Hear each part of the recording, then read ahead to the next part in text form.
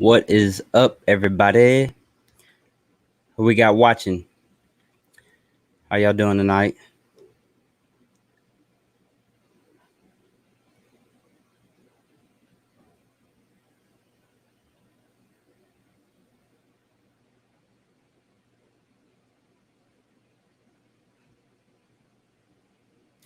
Y'all give me something. Tell me you're there.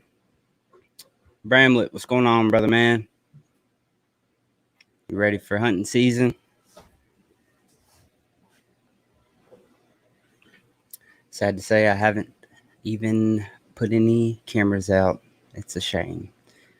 What's up, brother man? Mr. Refit, Gary, how you doing, brother? All right, y'all. I'm gonna bring in our guest tonight, and we have Miss Sandra Love with Love Balls coming in, and y'all welcome her to the live. Hey, hey, hey. Hey, hey, how's everybody doing?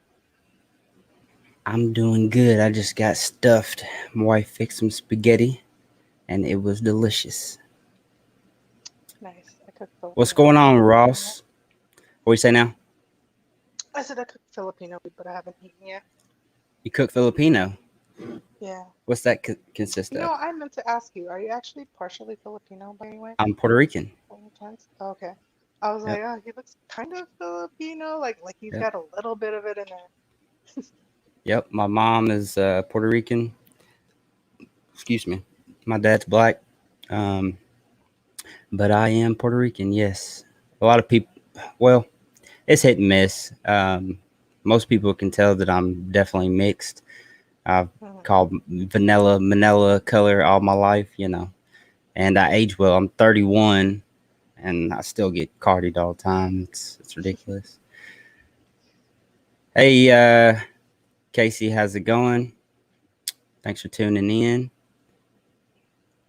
Mike, man, I'm behind the curve, man. I'm busy all the time. Seems like there's always something to do, and it's a shame because my farm's like 6 minutes down the road from where I'm at now, so it's real nice.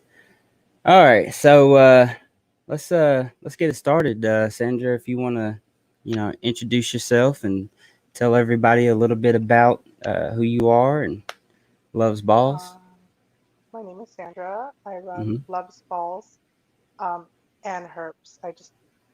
It's actually Love's Balls. I just had to add that Okay, on my Instagram because I needed to make it longer. I And got I you. believe Love's Balls was taken. But yeah, it's Love's Balls. Um, right now I mainly focus on ball pythons.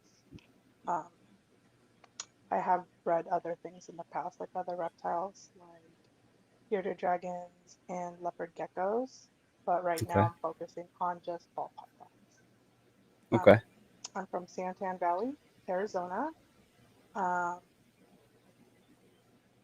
I also breed rodents. I breed my own rodents, so I've like a got to. full on Um, thing going on over here. Just me. just you, Yep. one woman show. Okay, nothing wrong with Well, that. my little kiddo helps me. He's 5, but it's not really help if you know what I mean with a I 5-year-old. got you. Yeah, sometimes in the way, but it's all love. Yeah, Boy I'm or trying to girl? teach him though. It's boy. Okay. Boy. Is His he name's AJ. AJ? Is AJ into Hmm. the snakes at all? Yeah, he is. Yeah, I'm Okay. actually about to build him his own little rack. He's gonna Nice. I'll give him like one or two of the hatchlings this year, see how he does well with them. But he's kind of one of those like ooh squirrel kids. Yeah. Yeah. Yeah. So Pick up let's see if he everything can that they keep up. see. Yeah. Hmm. I know that, man. I'm like, sometimes I'm so iffy on, the bigger commitments with my kids because I mean, that's kids in general. But Hmm. as parents, we want to put everything in front of them, because who knows what they could Yeah. do with it. And it's like my second youngest, Bentley, he took off with the bearded dragons. He told me he wanted a bearded dragon and started talking about it every day, every second of the day. And I was like, you know what? I'll get y'all bearded dragons, but you're gonna pass a husbandry quiz. And I had like 10 questions that I, had came Mm. up with them to know that they could take care of them without me. and he actually uh, got so good at his knowledge on it. I was like, man, we should make a video and put it on the YouTube channel. And he made a a small. I saw Uh, that. did you? Yeah. Awesome. Yeah, Yeah. he blew me away with that. How's it going, Steven? Justin's in the house. How's it going, Justin? So how long have you been in the hobby, um, or been keeping reptiles or snakes in general? Um, well, since I was a kid, really. I was like one of those weird kids that would just go out and like look for animals everywhere. That was me. I'd be like finding lizards, animals, bugs. I'd be taking roly-polies home, Yeah, butterflies, lizards, snakes, whatever I found. Frogs. I lived next to a creek. I would take home tadpoles. So I mean, pretty much all my life, I started with like basically I started I think like frogs and lizards. I would catch like the stuff like fence lizards, the yeah, bluebellies. I'd yeah. catch those, and then I eventually got into like actual, pet store stuff like bearded dragons and stuff like that. Right. Um, Started with like I think I was like 14 or 15 with my first ball python, and I was kind of like a Craigslist breeder, I guess you could say. Yeah. Like I would breed my snakes. I was like a little kid. I've actually had a lot of clutches, a long Really. time ago. I used to breed them, sell them on Craigslist, sell them to friends, just whoever. How long ago So was I that? had, And was it morphs, or were you doing it when it was just I normals? started with a couple normals, and then I had Okay.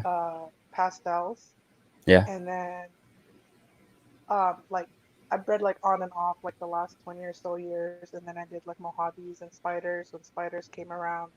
And that's basically the only morphs I've ever worked with up until the last couple years when Okay. I actually got back into it because I actually got out of snakes for like 10 years. Yeah. So like when I got back into it, I'm like a newbie, really. I mean, I know how to Right. breed, but I'm not a big morph person right now. Like if I come out with like even up till like right now, I'm only on my like fifth or sixth clutch since getting back in. Okay. Um, like I have easy stuff hatching out, and I'm like, what the heck is this? Yeah. Because I'm like all the morphs and the new stuff's like all new to me. Yeah. So I'm kind of a That newbie there. that's got to be wild to think about. When you watch a lot of these people talk about Brian Barczyk and Justin Kabelka and and Hmm. even Ozzy Boyd's, when you talk about people who've been in it for 20 years and now they're millionaires, and you think about, for you to be able to say, I was breeding these ball pythons 20 years ago, you know Hmm. pioneer and didn't know it. um, Yeah. it's amazing, you know and that's what I tell people all the time. Like, the sky's the limit with this stuff. There's no slowing down right now. Yeah. There is going to be crazy stuff coming out for years to years to come. 20 years ago, if you would have showed them a, ultra male pied, or something, one of the crazy combos like Justin Kabelka's been creating lately, like, people's mind would be blown. Just to say that this is what it'll come to. So the genetics definitely get crazy. They definitely they get wild. That's for sure. How's it going, Larry? And yes, Gary, I am a old squirrel guy too. I pick up everything. That's my buddy. He makes fun of me for having too many hobbies and doing something at all hours of the day. So, you said that you just getting back in it. How long's it been since you picked it back up?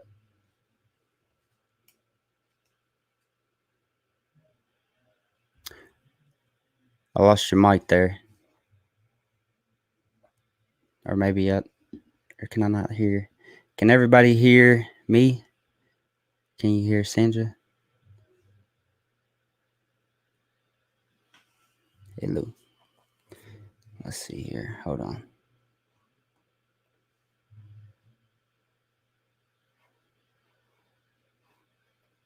Can you hear me? That's weird.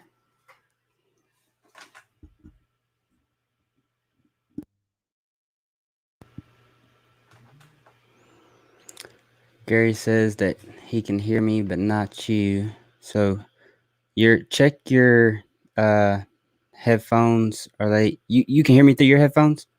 I can hear you. Oh, I can hear you now again. Huh. Okay, All that's right. weird. All right. Oh, okay. All right. Thanks, So guys. I what? When do you guys appreciate start? that. So, You want to start back up? yes, yes, yes.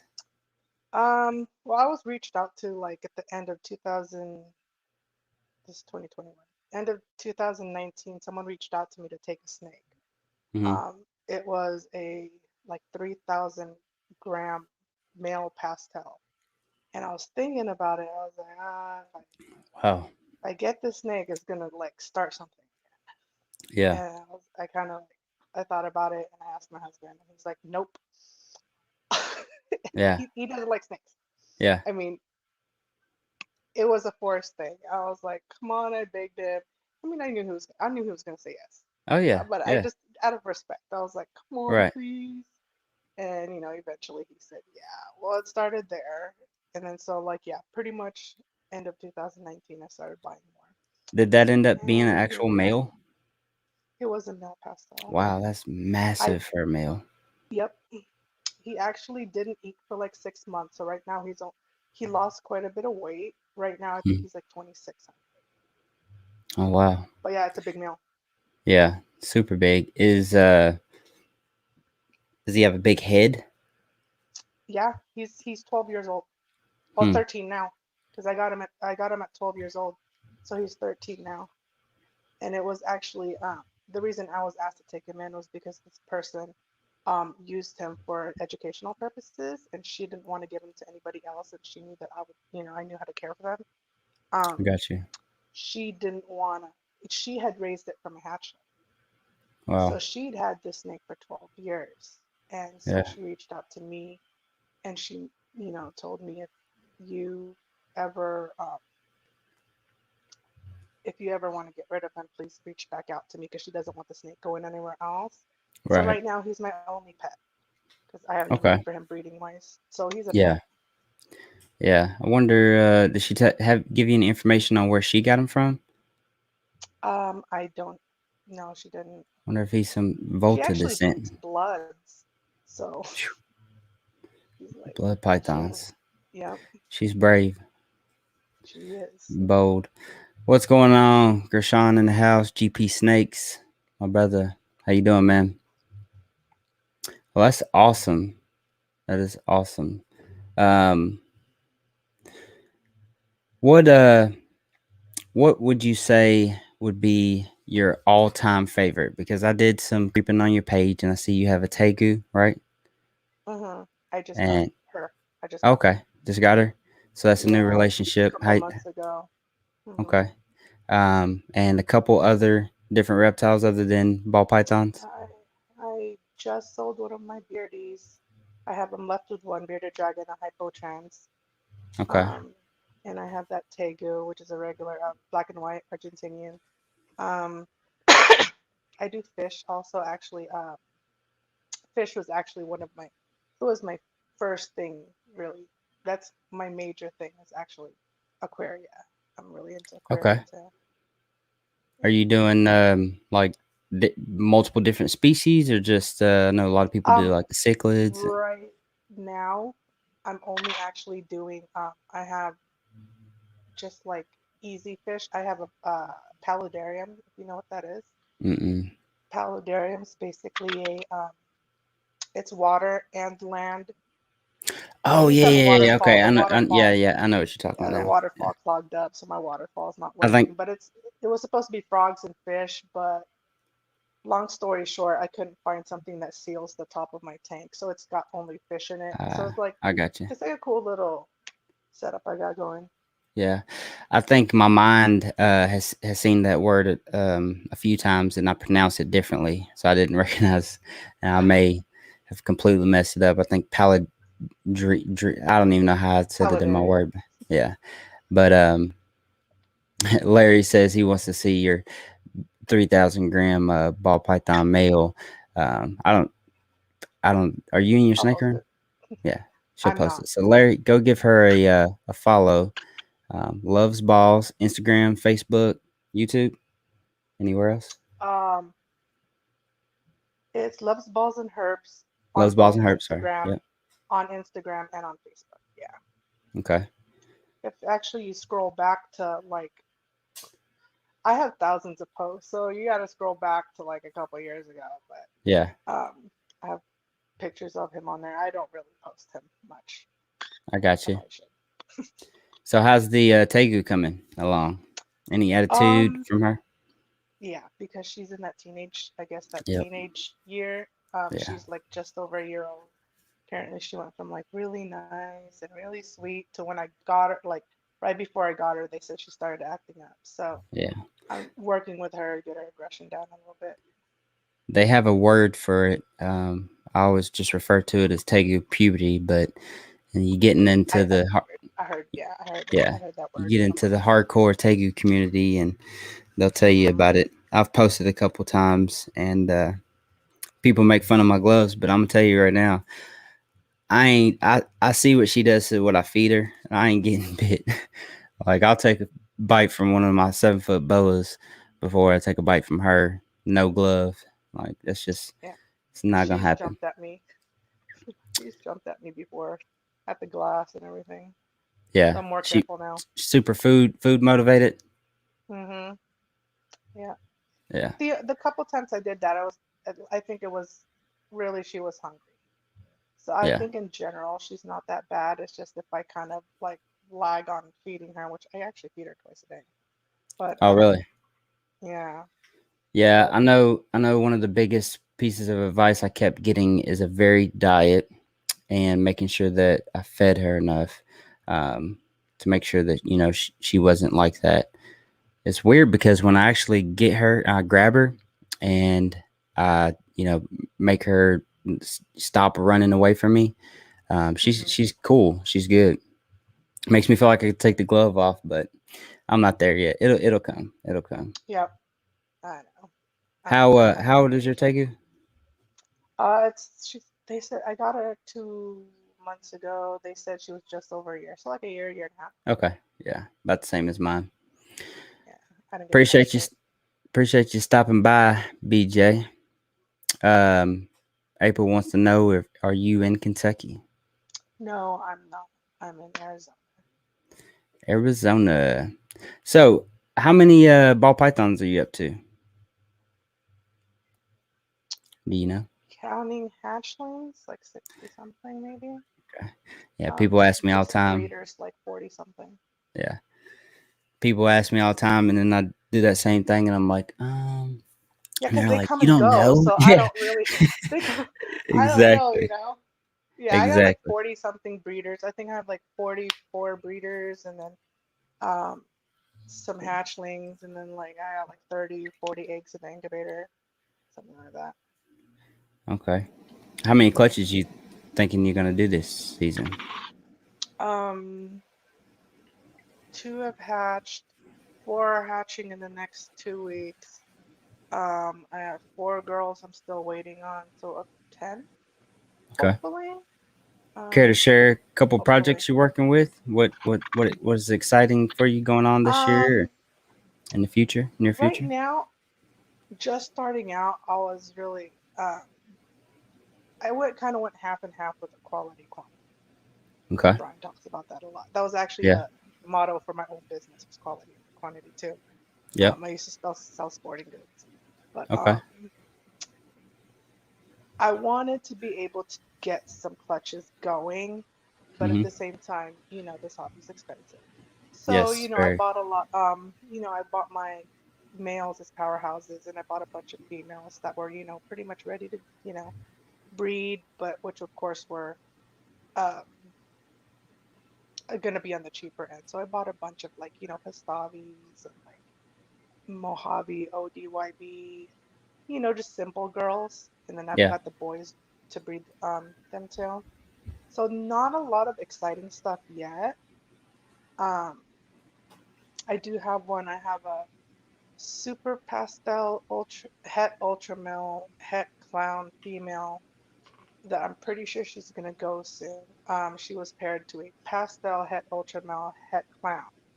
Oh, that I'm nice. kind of excited about because that's actually going to be my first pound, and I wanted to make my first pound. Like I didn't want to buy my first pound.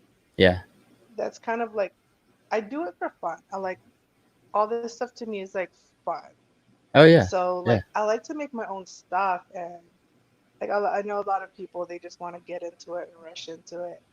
But me, it's like I want to make my first pound. I want to make my first pie. I Yeah. want to make my first, you know, big mortars. I don't want to Yeah. buy them. Yeah. So Yeah. I think it's just more exciting for me. I know not everybody's like that. Yeah. Yeah. I think that, there's a few different types of people in the hobby, right? I mean, you definitely got your, um, I just want to take some money and, you know, put it in a couple snakes and see what the money does.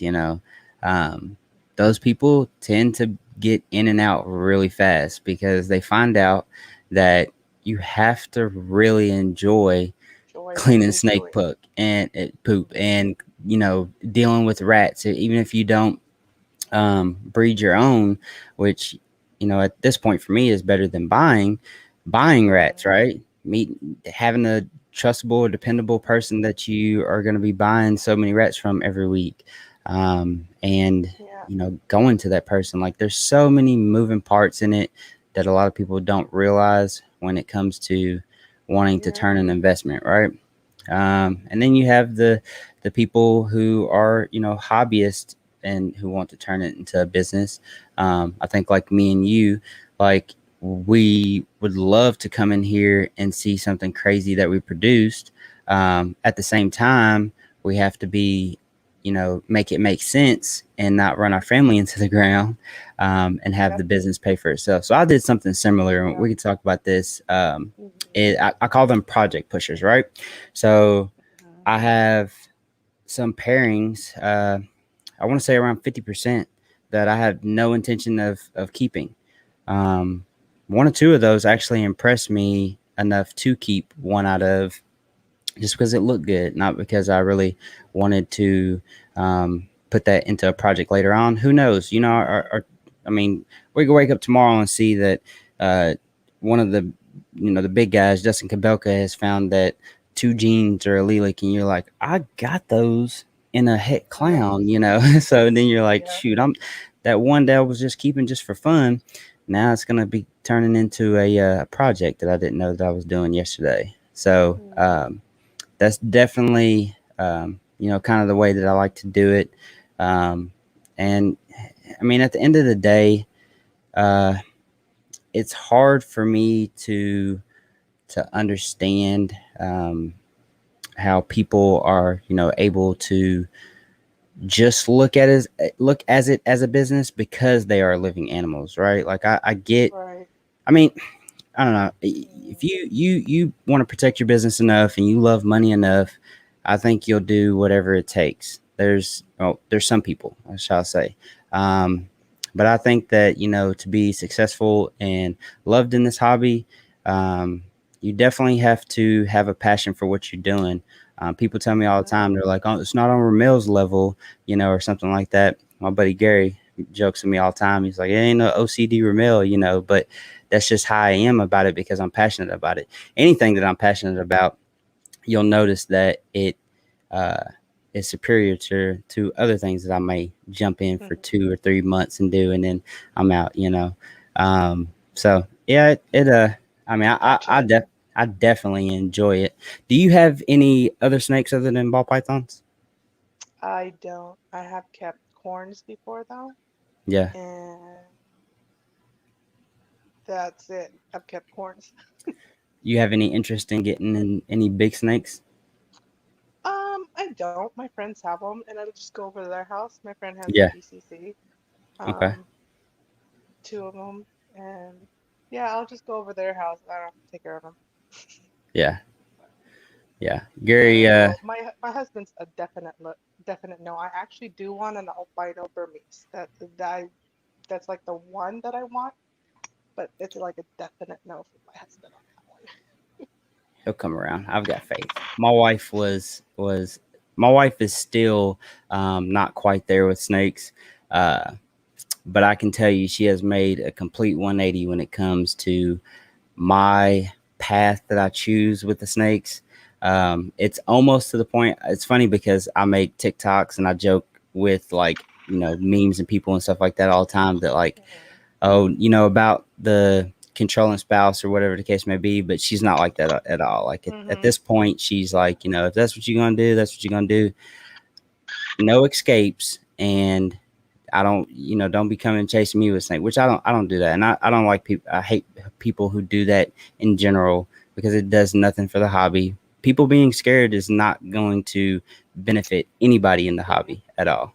So, um, I have faith. I think he'll come around, and it's One just a day. thing of wanting the other person to be happy in what they're doing. I'm gonna tell you right now. I did not think a year ago that I would have a Burmese python and a reticulated python sitting over here in my house, and I do. And those are Well, I complete mean, pets. if I came home one day with one, he's not gonna trip. I just Yeah, play around. yeah, It's not a definite no. He says that, but right, it ain't. Like I could yeah, come home with one right now. right. He ain't gonna trip. Well, that's great. That's great. April says that she wants to keep them all, and she does. I talk to her often. Gary says that he just wants a good, fun hobby that pays for itself. Anything extra is just a bonus. Yeah, Yeah. man, that's that sums it up. And um, at the same time, being able to you know uh, produce some crazy stuff right in front of your eyes it's magical. Like I mean it. This hobby is like anything I've ever been a part of. I talk to people all the time, and they just look at me like I'm crazy, like I'm weird. Like, you breed snakes, and I'm like, but look at this. Let me show you these pictures. Let me show you these babies. I know you don't like snakes, but I can make you go, ooh, that's cool.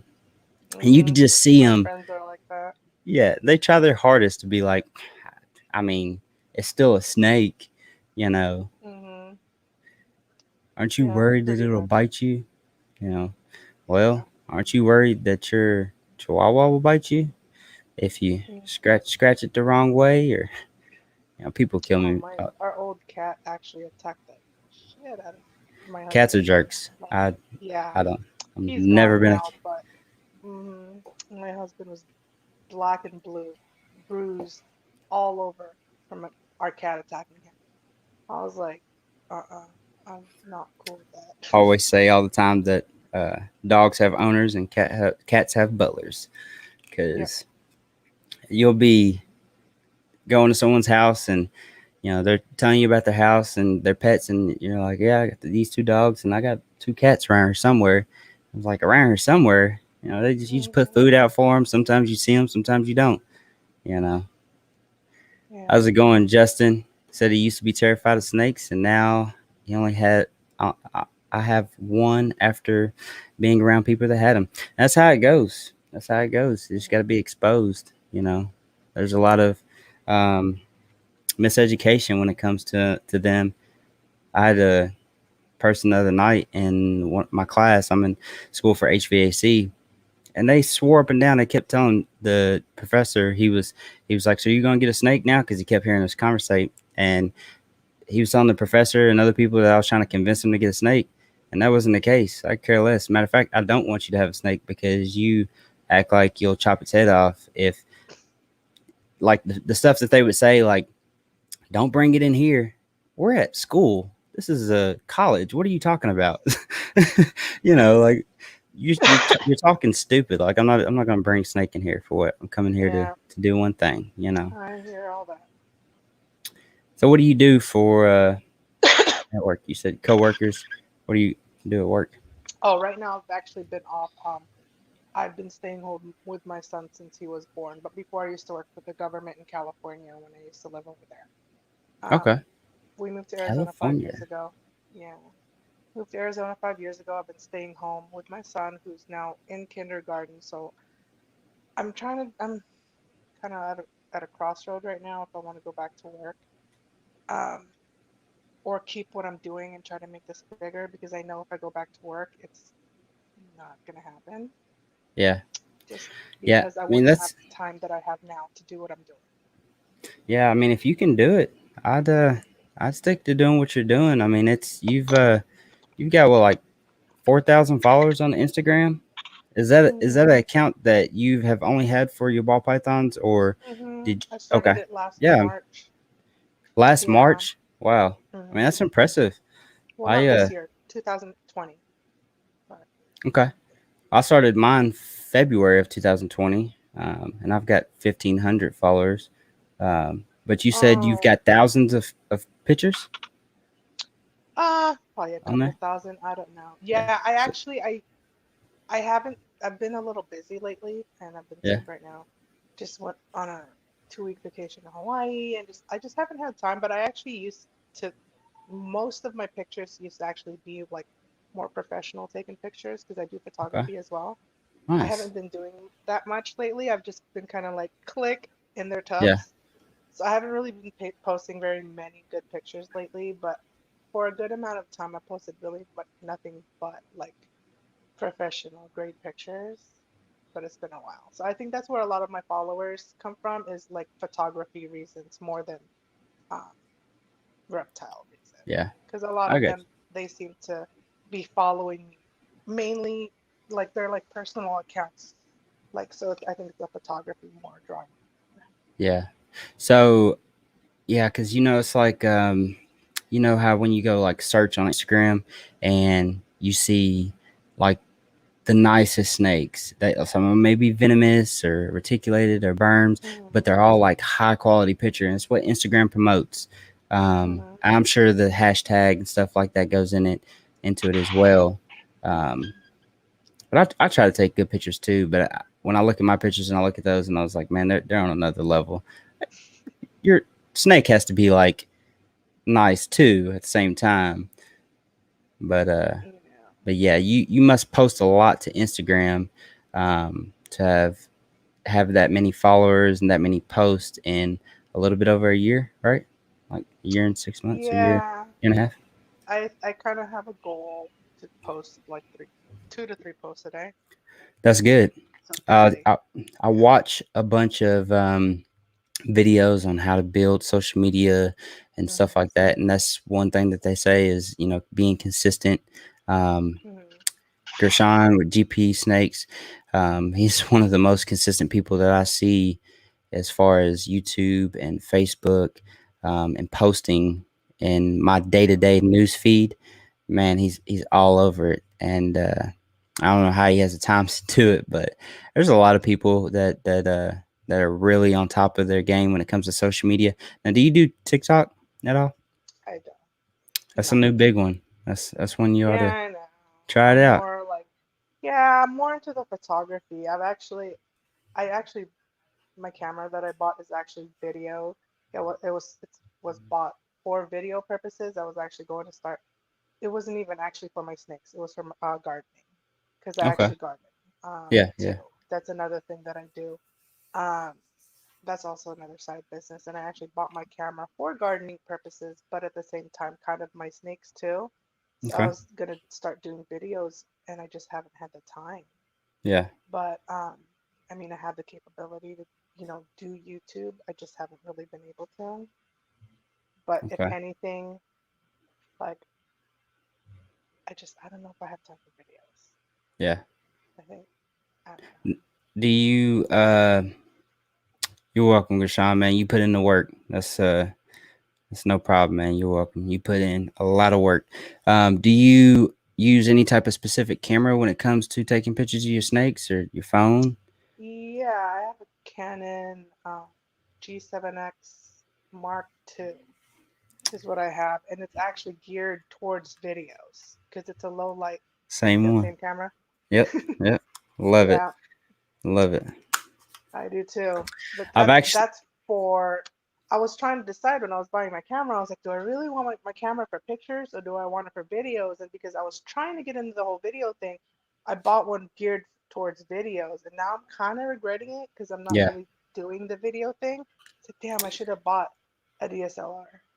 It takes pretty good pictures for me. And I don't really take pictures with it because I have a iPhone 12 Pro Max that takes dang good pictures, and I hate Mhm. having to get that out and take pictures with it. But the video quality is good. It's a Yeah. all around good camera.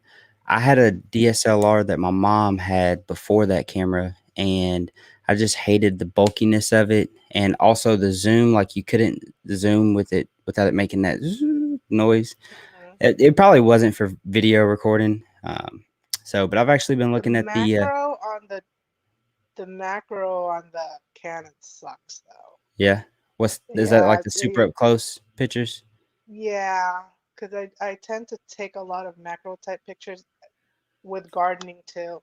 I do a Yeah, lot of macro because I do a lot of like bug pictures, like if butterflies on a flower or something, stuff right. like that. It's just that it's pretty terrible for that reason. I mean, I can get good pictures out of it, but it takes a lot more work than if I had, you know, a camera geared for actual photos and not videos. Because I think Yeah. this camera's, it's rated for like good lighting in dim. It, it it's it gives like it brightens dim light. That's The what this the camera's for.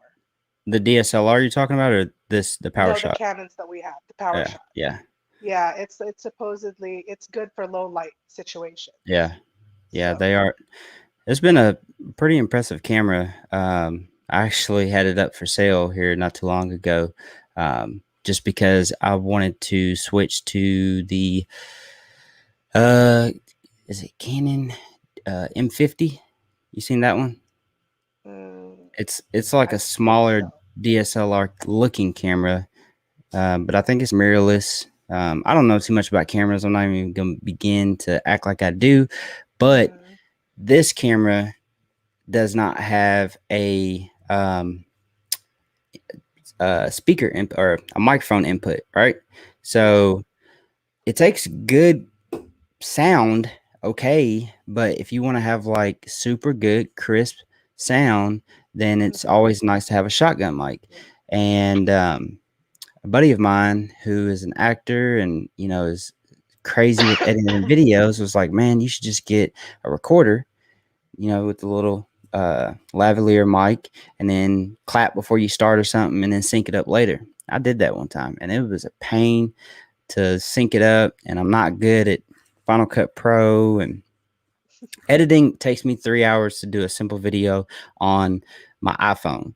Adding in, syncing up sound, Hmm. pulling video off of the camera and the cards was Yeah. that was too much. So I'm still not completely sure on it or not. I do like this camera, but as far as like all my I like Instagram, it. yeah, Instagram, Facebook posts, I just use my phone.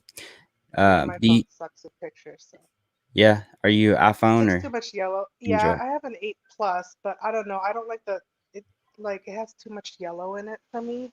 I Yeah, like more blues in my pictures. yeah, So I usually take pictures with my camera, with the Canon, and I transfer it over to my phone before I post them. But the problem is, I think like a week or two ago, a couple weeks ago, which is actually why a lot of my Instagram pictures have been kind of slacking lately, is because I have this the you know how the camera you could transfer the on the app on the Canon app, yeah, transfer it to yeah, your phone. yeah. Well, it's not working right now. I don't know why. The It just app keeps, isn't? yeah, it won't connect to my phone. I've tried everything. I've Googled it. It just will not. So, and it's just a pain in the ass to do Huh. it through my computer. Yeah, So I really haven't been using the camera, which is why my pictures have been a real little slacking on Instagram lately because I've been using my iPhone. So, I got you. I got you. but yeah, I'm Gary trying to get that fixed. Gary's over here talking about the iPhone. He's a team Android user. I don't. I've never liked Android. Never will. It's not for Right. me. How's it going? Is that YOX2 reptiles? Yo times two. Yo yo. How's it going? Um. Yeah, I definitely like that camera, and I think that it's great for videoing, and Mhm. it's not super expensive. I mean, it's not cheap, Yeah. Yeah, by it's any not. means, but It is one of the more affordable ones though. yeah, for sure. Without without having to break the bank. Um, I'm still I'm so wishy washy with picking stuff like that. But I try to take my time when it comes to those type of decisions, and and I actually got this phone because of the camera, and it does like really good with with with under decent lighting. I think a lot of people just need to know how to balance the lighting when they take pictures of the snakes and stuff I like that. actually, there's this one person, I forgot her name, but Banana Pie something. She's on Instagram. We're mutual followers, and I did read in one of her posts because somebody asked her what camera she uses, and she said the iPhone 12 something. And I was like, "Are Yeah, you freaking kidding me? That thing takes better pictures than my Canon." I yeah. was like, "What?" I mean, there's ways you can dial it in and and take some really professional photos. I will Yeah. say that my buddy Gary, he has sent me some pictures from his S21 Ultra Trash or whatever he's got of the moon, and I swear to God, I thought that he was taking it through a telescope. I was like, man, quit sending me pictures through your little kid's telescope. That's not you're not fooling no one. But he was really taking them with his phone, and they look like legit telescope pictures, and it's nice. But still not enough for me to switch over to Android by any means. So, um, in you in Facebook groups, reptile Facebook groups and stuff like that. I try not to be. Try not to be. Yeah, Not on that's Facebook. I yeah, mean, uh, I don't do Facebook. It's yeah, just people are crazy, yeah. in That my is opinion. that is very true. And kind of what molded my next question is, what are some common husbandry issues or feeding mistakes that you come across in inexperienced keepers or breeders that you may see even on Instagram or any type of Um, posting? I think we all have the same answer to this question. Moving your snake to feed, Yeah, I guess is one, and we've all done it. yeah, Okay, at least I did. I mean, like I said, I've been keeping since I was like 14, 15. yeah, Back then, that's what you heard. That's what people were telling you. yeah. And even up until not too long ago, um, you know, I still thought that was okay. I don't do it now, but that's, That's one of one the thing things that that I think is a big misconception, people that's moving to feed. that's one thing that I can honestly say I've never done is move to feed. Really? I've That messed up was a just, lot, but I've never that moved to was feed. even my friends. I had friends that were breeding back in the day too, and they moved to feed because that's what we heard. Hmm. That was what was going around back then. You move them and all this stuff, and then now that, I was younger then too, but now as an adult, I'm thinking back on it, I was like, well, that doesn't really make sense. Yeah, You know, yeah, like it doesn't make sense to me now. Like yeah, it's more stress. You're moving it. Second of yeah, all, yeah, you're, regurge, yeah, but back then for some reason it made sense to me yeah. with the whole, because they would say that the whole aggression, the cage aggression and blah blah blah. And now it just doesn't make sense to me It's the catchphrase that if you don't feed them in your enclosure, then now. they won't relate feeding with you going in the enclosure. Yeah. But for some reason, people don't think that, Hmm. well, why wouldn't they relate me moving them to feeding? The same logic. Yeah, it's it's kind of Yeah. given this. Or that thing that I see a lot on Facebook, because I am okay. Don't get me wrong. I am in Facebook groups. I Right, do not participate. right, Um, I'm in like World of Ball Pythons, which, God, that's terrible. yeah. That group is Oh, bad. Um, there's a bunch of them.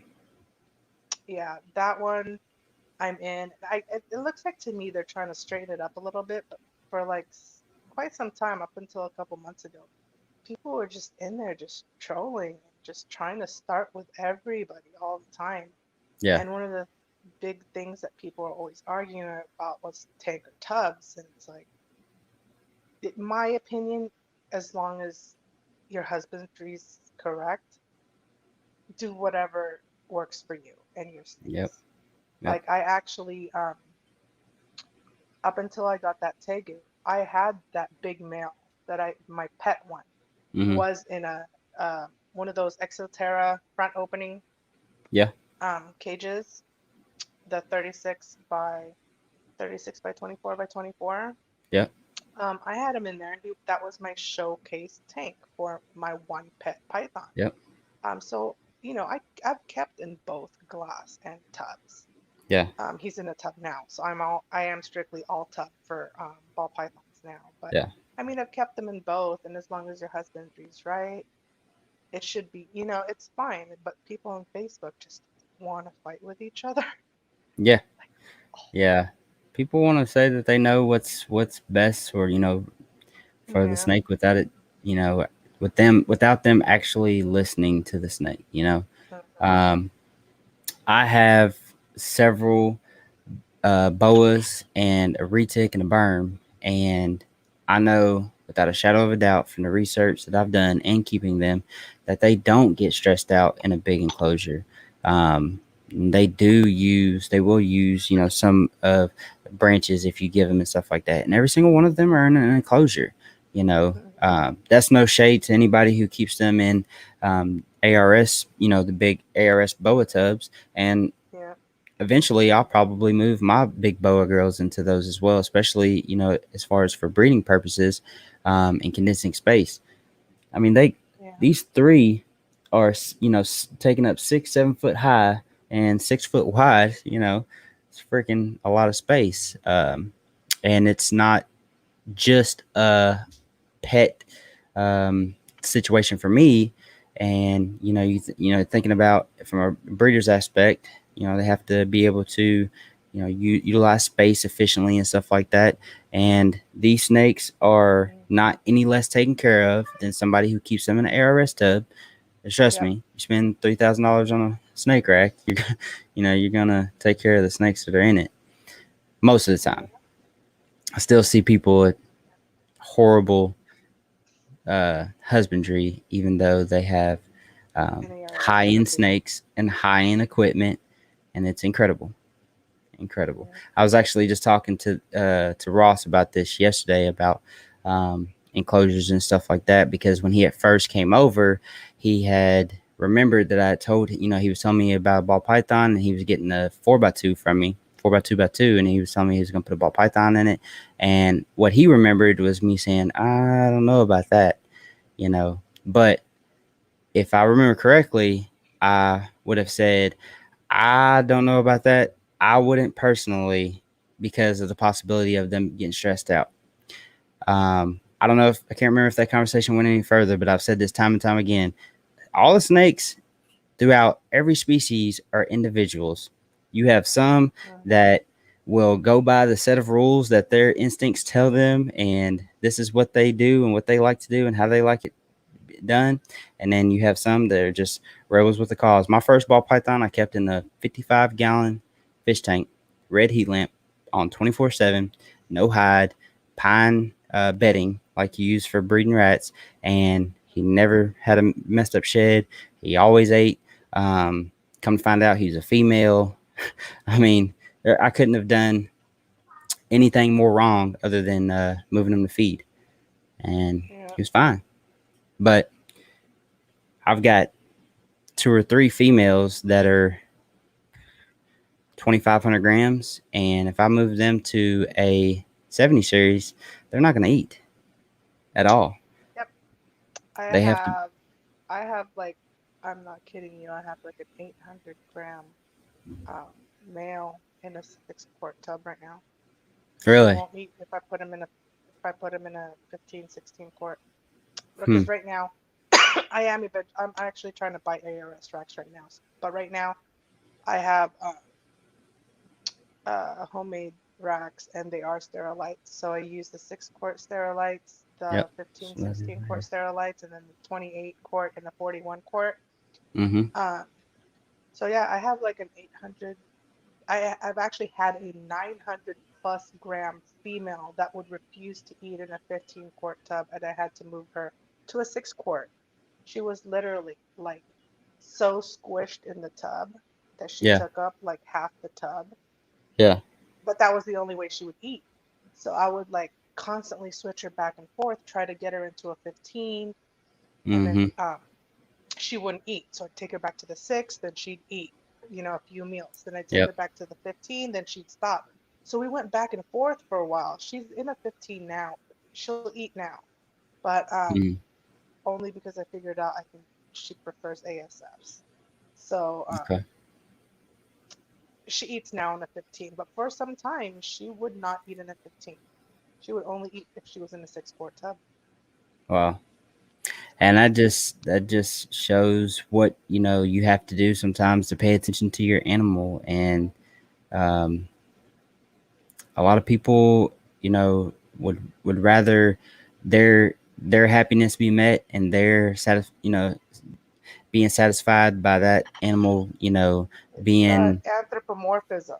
It's people want to throw their human Yep. wishes onto Yep. their animals and they say, Exactly. oh, well, it needs a large space because you want a large space. I mean, Yep. that's not how it works. Yep. And So, that goes yeah, for most all species that humans keep as pets. Um, Me and my wife argue about this all the time. I grew up with outside dogs, and she grew up with inside dogs and doesn't agree. She's converted me most of the way to being, okay with inside dogs. But I still have my times where I'm like, God, I can't believe I'm fighting dog hair right now. I always said that I would not, have inside dogs, but I love my beagles. Love my beagles. live in Arizona, all dogs are inside dogs. Yeah. Oh, yeah. I mean, y'all have crazy high heat, Yeah. high temps. So, if anybody has a question in the chat or in the comments right now, make sure you post that up for Sandra here so we can answer that.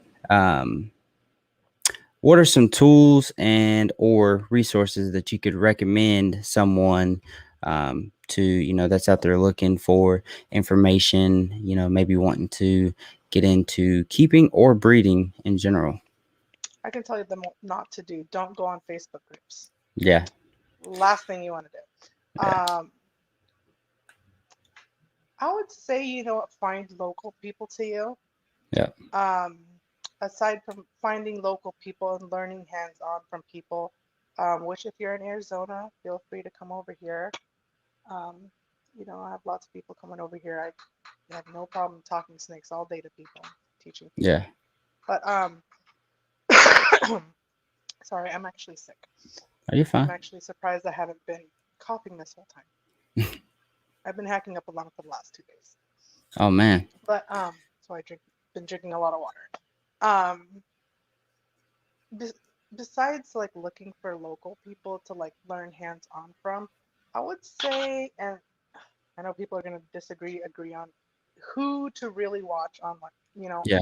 on YouTube because everybody has their preferences. Some people like Oh yeah. Brian, some people don't. Some people like Billy, some people don't. But um, look for the bigger breeders that are more. I like Billy. I'm cool with Brian. I like Brian Belichick. I don't know Um, how anybody doesn't like Billy. I mean, he's so straight up. Like he is just. It is what it is, and he he's doesn't. real, and Yeah. that I'm like the same thing, except I don't have his clout to be able to open a mouth Yeah. like he does. Yeah. Like, 'cause, like I remember one of his episodes. He'll open his tub. Oh, there's crap in there. It's cool. Yeah.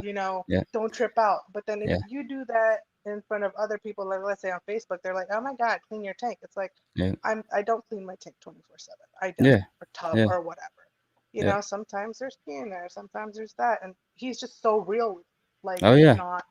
he's not trying to be like appeasing everybody. That's what I like about him. I know exactly what episode or video you're talking about. It was a Yeah. And hatchling video. getting them Yeah. feeding the hatchlings, and Mm-hmm. he's like, "Oh my Yep. God, look! Oh, there's poop. No, it'll be okay." Yep. You know. I was kind of Um, agreeing with him on that. I was like, oh God. yeah. Yeah, because I do see people that are Hmm. like so crazy with that, and they just, I don't know, I think people are just so angry these days because of stuff. Yeah. But it's just all I see on people is just all on Facebook. There's just like so Hmm. much crap, which is why I stick to Instagram. Like Yeah. everyone on Instagram is cool. Like I haven't had any like haters or whatever. I've had a couple, but they Yeah. were from like random people that weren't following me that like obviously were not into snakes because the comments that I've received that were negative, they were like, um, I think they were feeding. Like I Feeding. had a picture of, I think I had a picture of like a feeding picture, and somebody got on me about feeding, like Hmm. killing mice or something like that. Yeah. Yeah. Yeah, but as far as anything else, I've never received any like flack from anyone on Instagram. I Yeah. know if I ever posted anything on Facebook, I would just be met with like negativity and just like people, To you mean to your personal page or to a group? like any group. That's why Yeah. I don't share anything on any groups. I don't know. I have a local group that I'll share on. They're pretty cool. But Yeah. aside from that, like the bigger groups, I don't even bother with the bigger groups. Yeah. I just kind of I'm in them just to look at the pictures. Yeah. I think there's a lot of people who, um, it's like you said, you have a lot of personal accounts that follow you, and they may not even keep snakes, but they followed you because you had a really nice looking picture of a snake, and they're like, "Oh my God, that's impressive," whatever.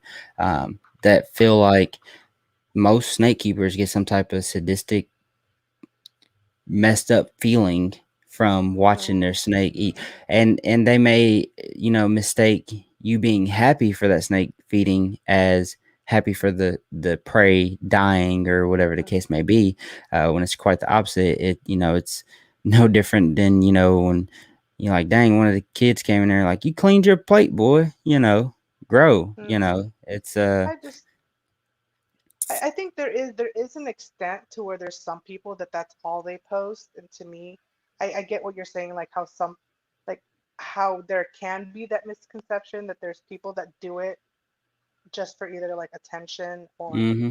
because they're a little bit sadistic, because Yeah. there are people that's like, oh, that's all they post. It's like, okay, are you getting some type Yeah. of kick out of this?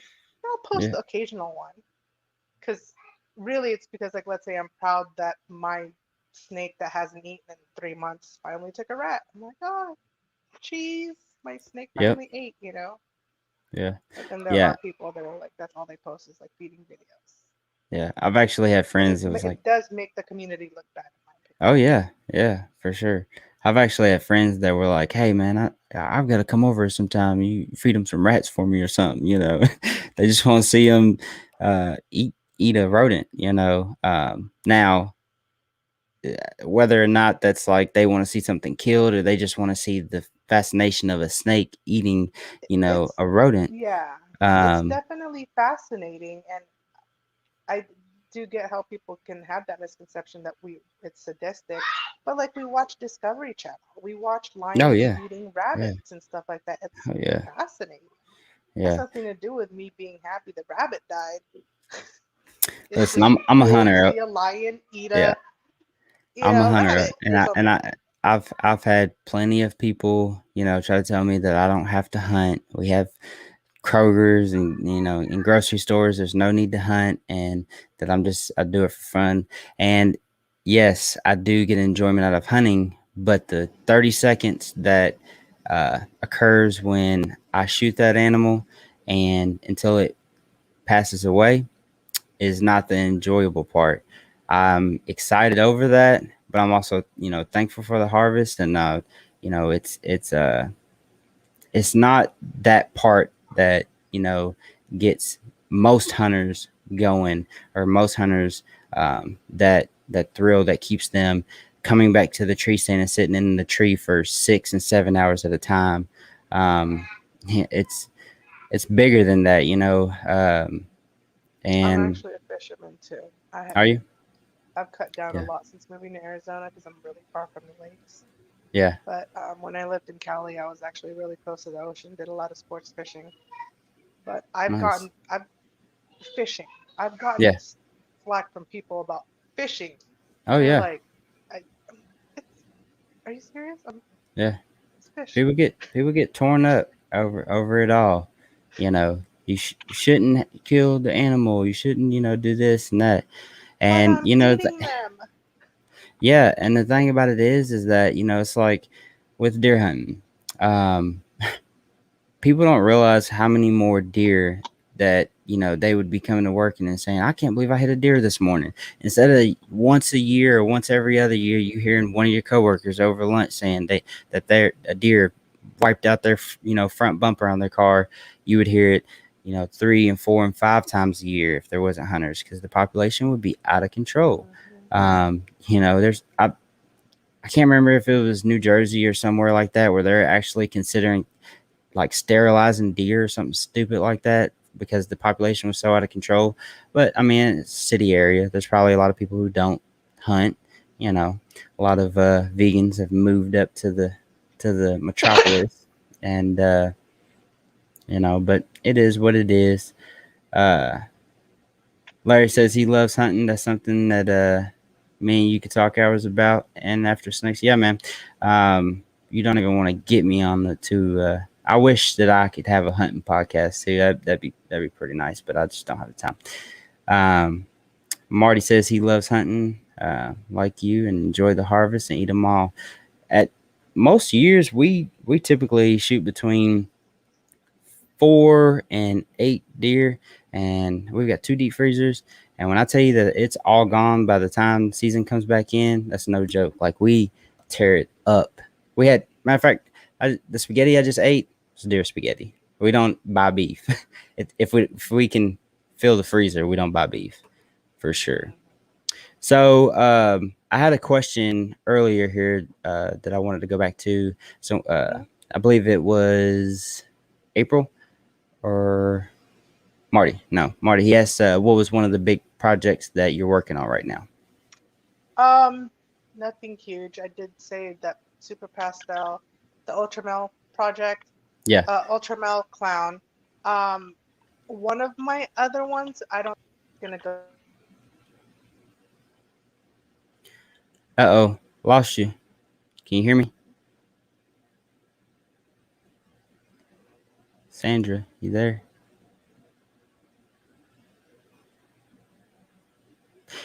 Are you guys But still there? you there? Your screen's black, but I can hear you now. You guys still there?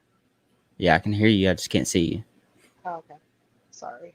Um, that's weird. I had a phone call and actually cut out. Hasn't done that before. Um, okay, you're back, right? I You I there? can hear you. I just can't see you. Oh, okay. I should come on.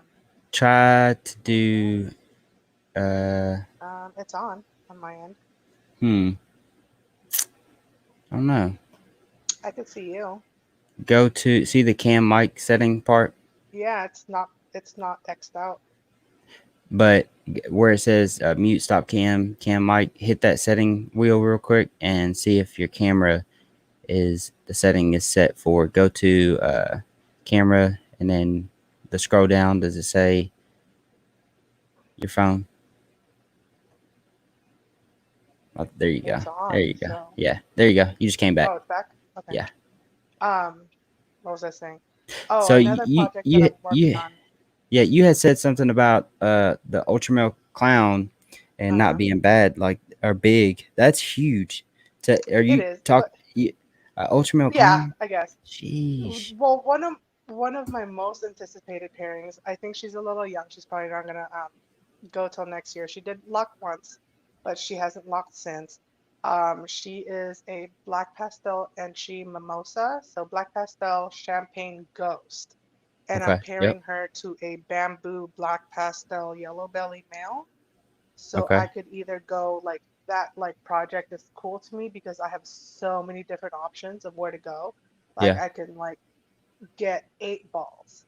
Yep. I can get, super black pastels. I could continue on and go with more mimosas, um, while getting some het ghosts in there. Um, and Also, because I've like kind of recently fell in love with champagnes. I think champagnes are like so cool, especially with like Hmm. black pastel and like mimosas are really cool. I really like mimosas. Yeah. So that's kind of like one of my most anticipated ones, but she's Champagne is not one of feeling those anything. weird genes that kind of you don't know how it's going to react with a lot of stuff. And it does a lot of nice stuff. There's a lot of people who don't work with it because it gives you like a lot of times in some combos it's just pale or it's not the pattern. It takes the I pattern away. like, I like, I'm not like huge on like the darker champagnes. I like it when they're in a combo with the lighter combos, Yeah, like let's say mimosas. yeah, Like I don't know, I haven't really posted her in a while, but that black pastel Anchi Mimosa girl, man, she's amazing looking. That's like my favorite girl in my whole collection. Um, yeah, and so I like champagne and stuff like that, where it's kind of like on the light side. yeah. Um, Marty says, especially with banana.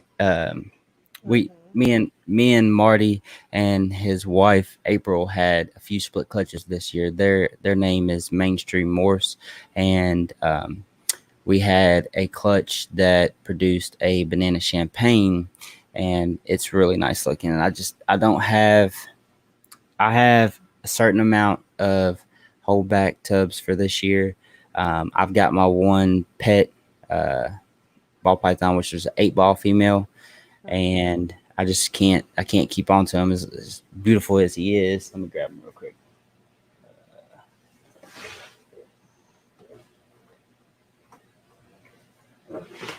Hopefully my camera doesn't wash it out too bad. Yep, it is. It's going to. Hold on. A little bit, yeah. The lighting. And this one is too. Hold on. What is that one again? Banana champagne. Banana champagne. Yep. Yep, that's I'm eventually gonna get bananas and champagnes together. Nice. See, that's I'm like team light side. I'm like totally light side. I'm not yeah, I like the dark morphs too, but I'm definitely always going for the lighter stuff. Beautiful. He Like almost I looks like a highway or something with his back pattern. yeah, yeah, I'm definitely gonna get the bananas into the champagnes. Banana freeways or banana highway. I have Another champagne traveled, so combo mine would be highways. that I like is the Gray Matter Super Cinnamon Champagne. I've got a Hmm. Gray Matter male um, that I'm breeding to a couple females to hopefully produce some more What would be Gray Matters. the equivalent with the champagne super black pastel? It's not gray matter, but it's the equivalent of a super cinnamon champagne. But I could possibly get that in the pairing too. So The equivalent of a Super Cinnamon instead of a Champagne. super cinnamon champagne, because I can get super black pastel champagnes from a pairing. So a Super Black Pastel Eight ball, is isn't it? also a 8 ball. Yeah, but with the champagne, kind of like with a gray matter. Is a gray matter super black pastel or super cinnamon Yes. champagne? Yeah. Okay, okay. Uh, So it's either. so so like my 8 ball is a Black Pastel Cinnamon. Okay. I actually think now you got me thinking. I think that the Super Black Yeah. Pastel maybe called something different. I Um, thought that was the eight ball, super black pastel champagne. Isn't that eight ball? I no, didn't. no, a Super Black Pastel Champagne is a Gray Matter, or Okay. Or a super uh, cinnamon uh, it champagne may is the it same may thing. be a Gray eight matter. ball matter. I don't know. You got me thinking. Okay, I While know. while we're on Too that many though, confusing. um, yeah. So the 8 ball is the Black Pastel Cinnamon because they have what's called an 8 ball matter, and that is the Black Pastel and cinnamon. Um, but I don't know if any of you that are watching are ever find yourself in a situation like this where you're talking with someone or even talking to yourself and trying to figure out what the genes are, what you mix them with to get this, or how do I know what I'll get with, if I put this with this, or how do I know what my odds are for producing this snake if I put my visual ultra male to this het, ultra male, what the odds are. There's an app that you can use. Uh, Most of y'all have heard of Morph Market. At the bottom of it, when you go to it, down here at the bottom, crap, if I can get it. All right, down at the bottom, it has a calculator right there. And if you hit that calculator, it goes to a screen that you can put in. God, I can't figure out where the camera's at. The genetics, and then you can calculate and see what your odds are. What are the odds of you? Have you calculated it? The het Yeah, ultra male second one clown. is it's either 64 or 6496. Yeah. It's something because there's seven. Yeah, there's seven genes between both of Repeat them. that pairing for me real quick. Black pastel Enchi champagne goes to a black pastel bamboo yellow belly. Okay. And they're both double het. Het what? They're not het anything. The What was mimosa the is a visual ghost.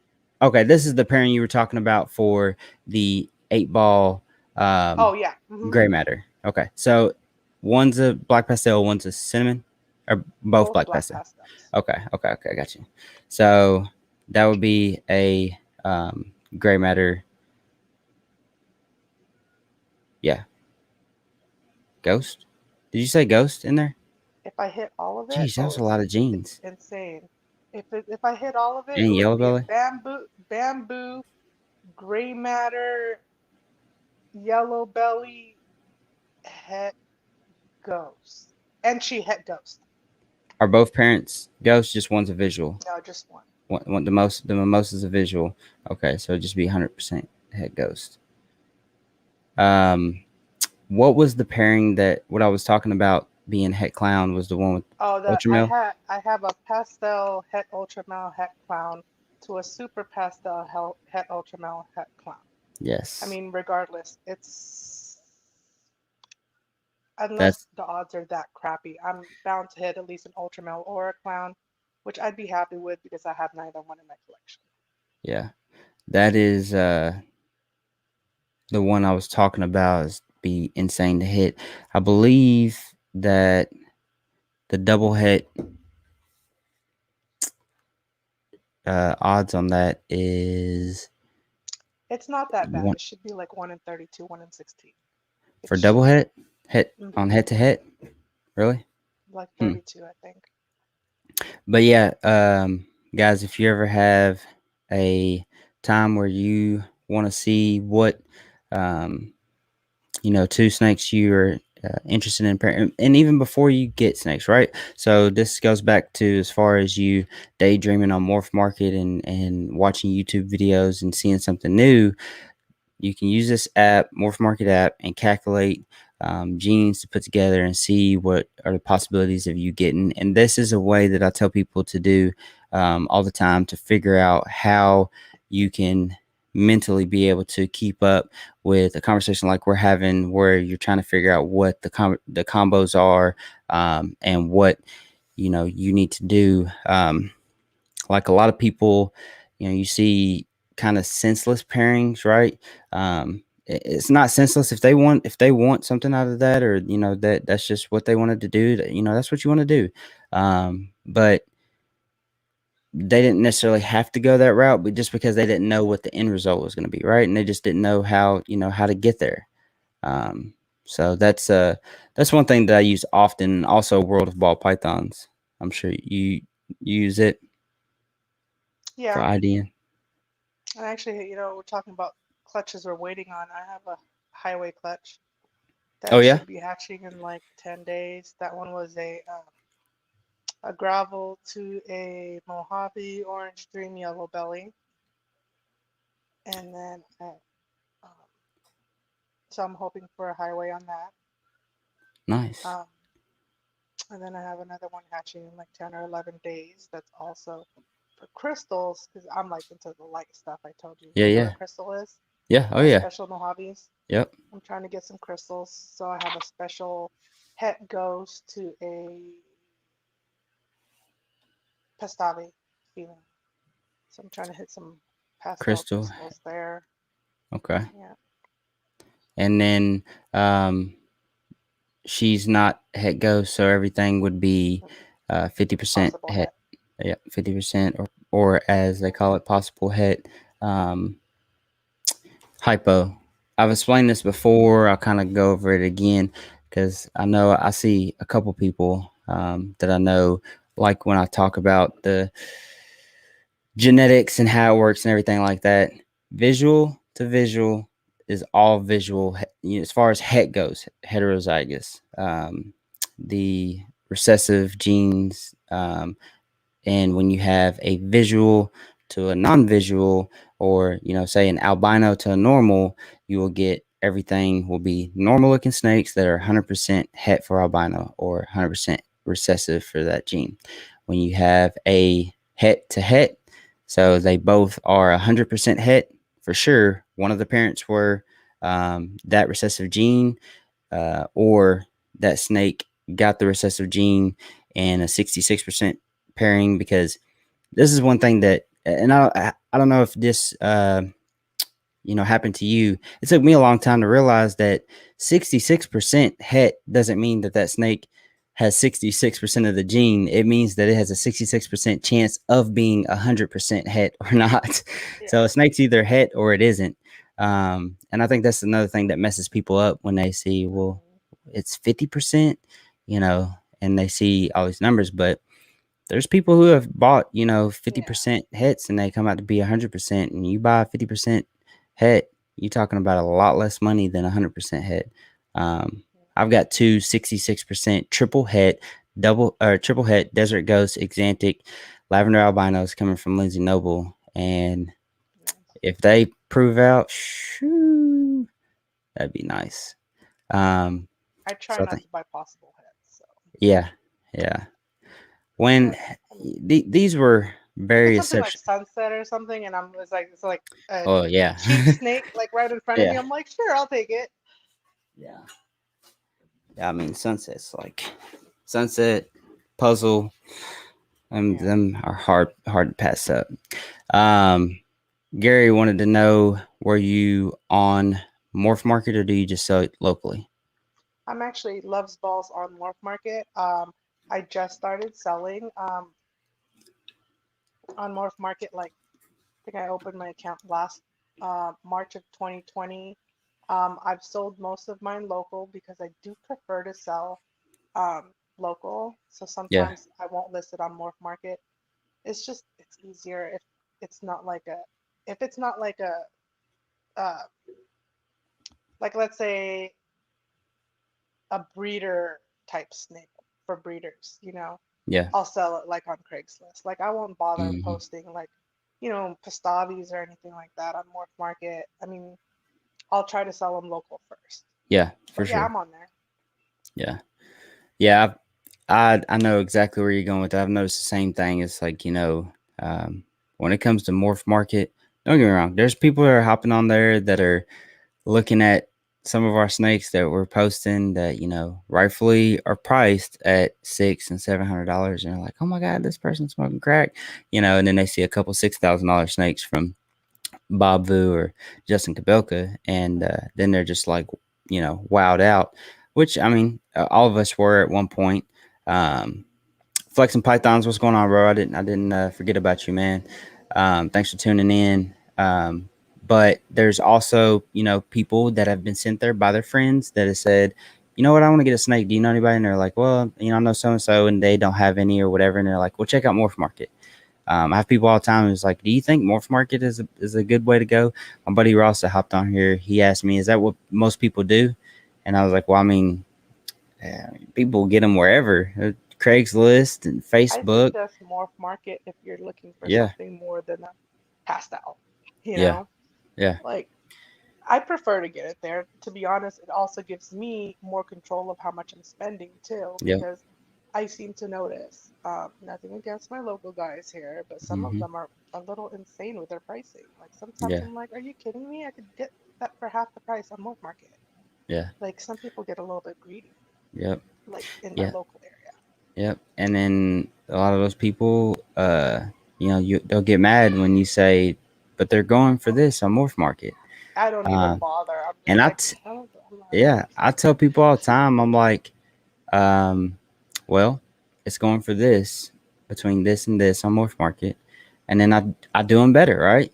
So, and I'm not lying. They can go to Morph Market and see. I have no want to be called out. No, what are you talking about? They're not going for that. That's just not who I am. And I encourage people to go to Morph Market. People message me all the time. What do you think this is worth? What do you think I should Yeah, ask for this or this and that? And I'm like, look, just do your research on Morph Market. yeah, You'll get to a point to where I don't think a day goes by that I go to Morph Market. I may not have mm, really the funds to be buying snakes or looking on Morph Market, but I I go there, and uh, it's such a tool and resource when it comes to IDing snakes as well. mm, I had yep, a conversation through Messenger with a girl the other day that I was asking her how much she was selling few snakes, and I was asking her how much it was.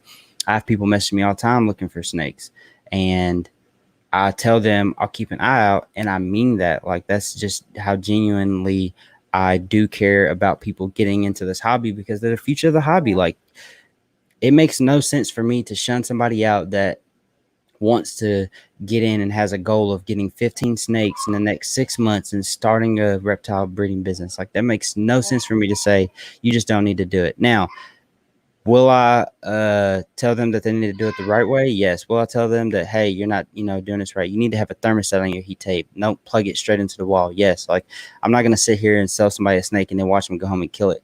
I'd rather mm, give it away to someone that would take care of it, right?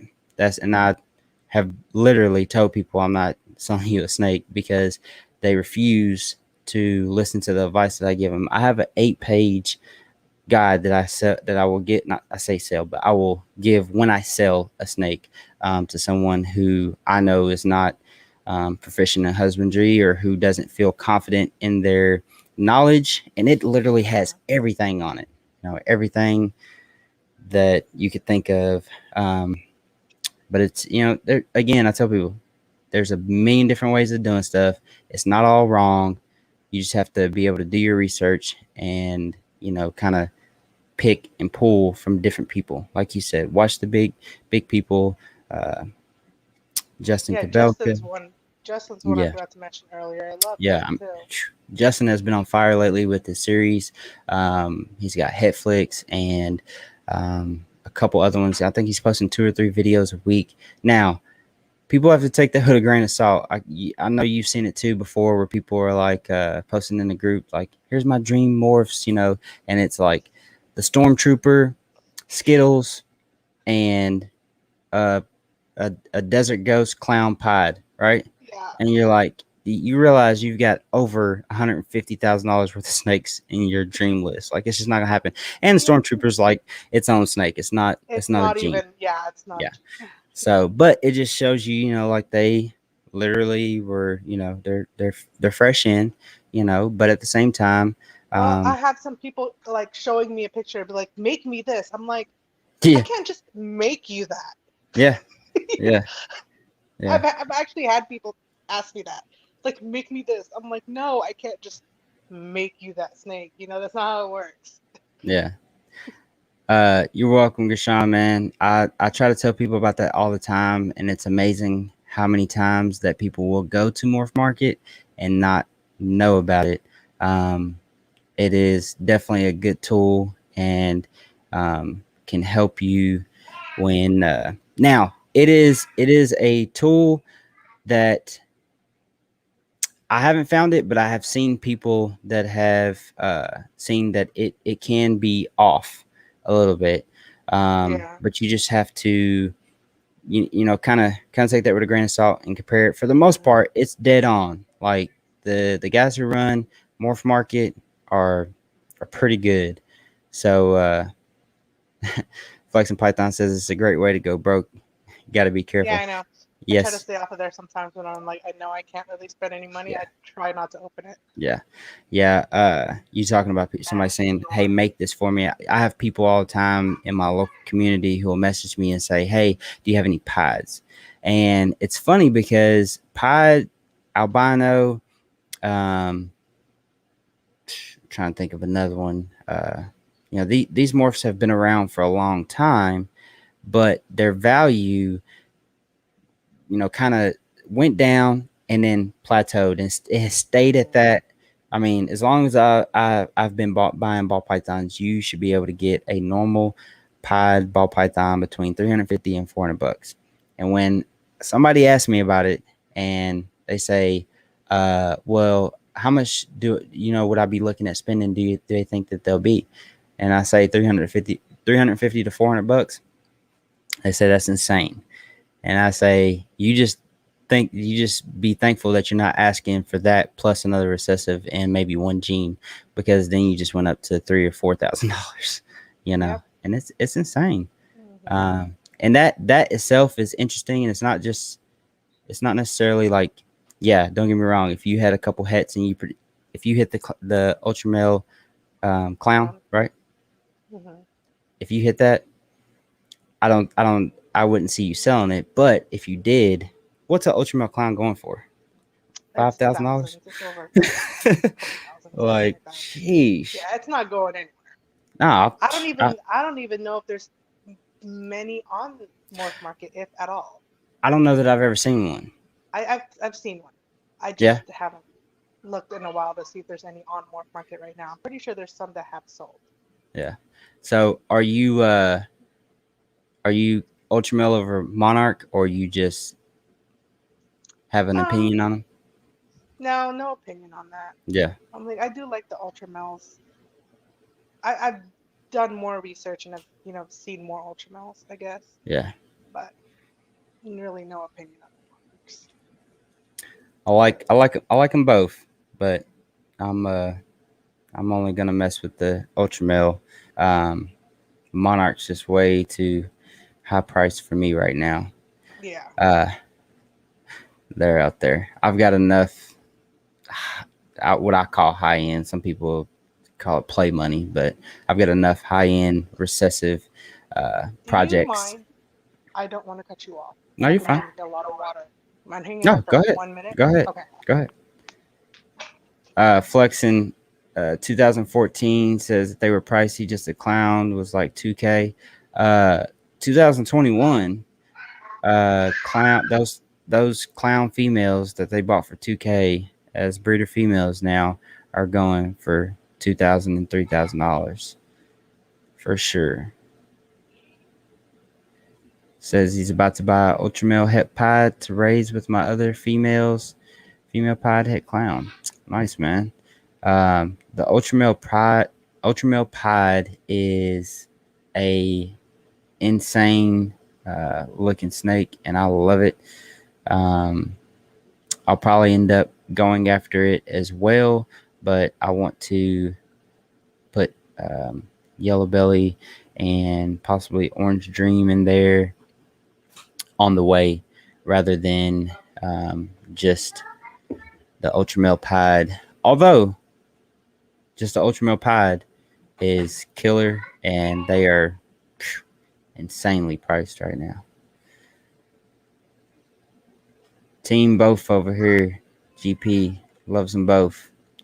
What makes a stormtrooper April? That's a good question. First of all, I believe that it is uh, the TSK Exantic line, and it's not. They have, if they have been able to figure out what does it, they haven't released it, because it's definitely probably one of the most controversial snakes out there, other than Skittles. And if you don't know who Skittles is, I think currently listed at like $50,000 right now. She's a albino pied paradox chimera. maybe something else, but and she's a breeder size. Um, but she's super unique, and I would, even if I had $1 million, I wouldn't pay $50,000 for her. But then again, I don't think it's actually for sale though. It's more a yeah, look at my snake type of deal. yeah. I mean, I I did see it sell like over a little bit over a year ago for like, I mean, who knows what they actually sold it for, but it was listed for 39. And then Yeah, I think I remember that. it sold, and then that person had a clutch. And the babies are actually for sale, or it might have been her clutch the year before that are for sale Hmm. this year. Um, but April asked what makes the Stormtrooper, and I was trying to remember what line of Axanthic it is, and I felt like it was the TSK I think it's Axanthic. TSK. Yeah, but it's one of those things where like it's its own thing. Like they haven't been able to reproduce it, and I can assure you that many people have tried to reproduce it and tried to Yep. bang their doors down for the combination in that. But Yep. Not all right, reproducible. so yeah, Marty says that he has an ultra male caramel albino. Can't wait to breed her. Is that double visual? So it's a caramel Yeah. glow. No, caramel glow is a caramel albino hypo. That is a, I don't know what the nickname for that is, but that should look pretty nice. Only thing with caramel albino, Marty, I don't know if you've heard this or not, but I believe in the visual to visual. Do you work with caramel albino at all? Me? Yeah, No, I don't want no, to because of don't the want to. problems. Yeah, yeah. Um, The females can't give birth, right? Something like that. I I don't think that it's they can't. It's they are prone to being egg bound, and they, if you do a visual, I believe it is, you have high possibilities of having kinked babies or deformed babies.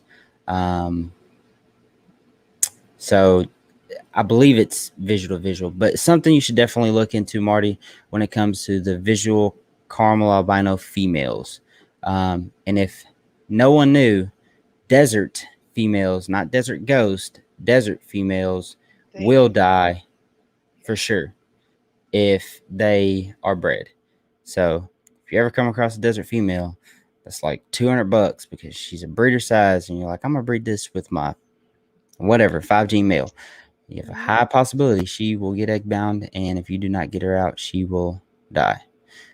Gershon says Hmm. that Skittles is 49,995 right now. Um, it's like I'm with you, Sandra. I don't think she. Even if somebody was like, "Yeah, I'll pay you that Yeah, right I now." don't think they're gonna sell it. Well, maybe, I don't know. I might want 49,000 if someone Yeah, offered me that. I mean, everything's for sale, but at the same time, I don't know because her babies are selling for $5,000 and $8,000. So True. Yeah, it's that's all like it sell is. a golden goose, you know. Yeah. Um, so this comment here, somebody from Facebook says caramel albinos need time to breed. I've never been able to breed one under 7 years old. I can't see your name. Whenever you're watching from Facebook, you have to click the little link there, so you'll be able to have your name up there. Um, that's something I don't know too much about. All I know is that I've definitely read up on a lot of the genes and looked into a lot of the genes that produce lethal combos and have fertility issues or being egg bound and stuff like that. So, oh, Brian, what's going on, brother? This is uh, a local guy. His parents are run a reptile business, and he's had a lot of success himself. Thanks for tuning in, my man. Um, and been in it for a long time. So yeah. All right. Well, I guess I'll get to the hot seat questions, and I'm basically just gonna ask you, some this or that, and you just tell me which one, um, Sure. you're with. So, belly heat or back heat? Depends on what. I have belly for adults and back for juveniles and and hatchlings. hatchlings? Any rhyme or reason to that? Just the way their racks are situated. Hmm. Also, I think the adult racks have more of a space for the gradient. Um, and with like hatchlings or my juvenile tubs, I guess the back heat provides enough to where I don't know how to explain it. It's just the I think it's enough for a hatchling and a juvenile tub to have the back heat, especially with the way my racks are made Yeah, because they are closed backs. So it has like this heat just at the whole back panel. Plus, it's easier for them to be for me to because well, right now I build them on like myself, yeah, so it's easier to build with back heat too.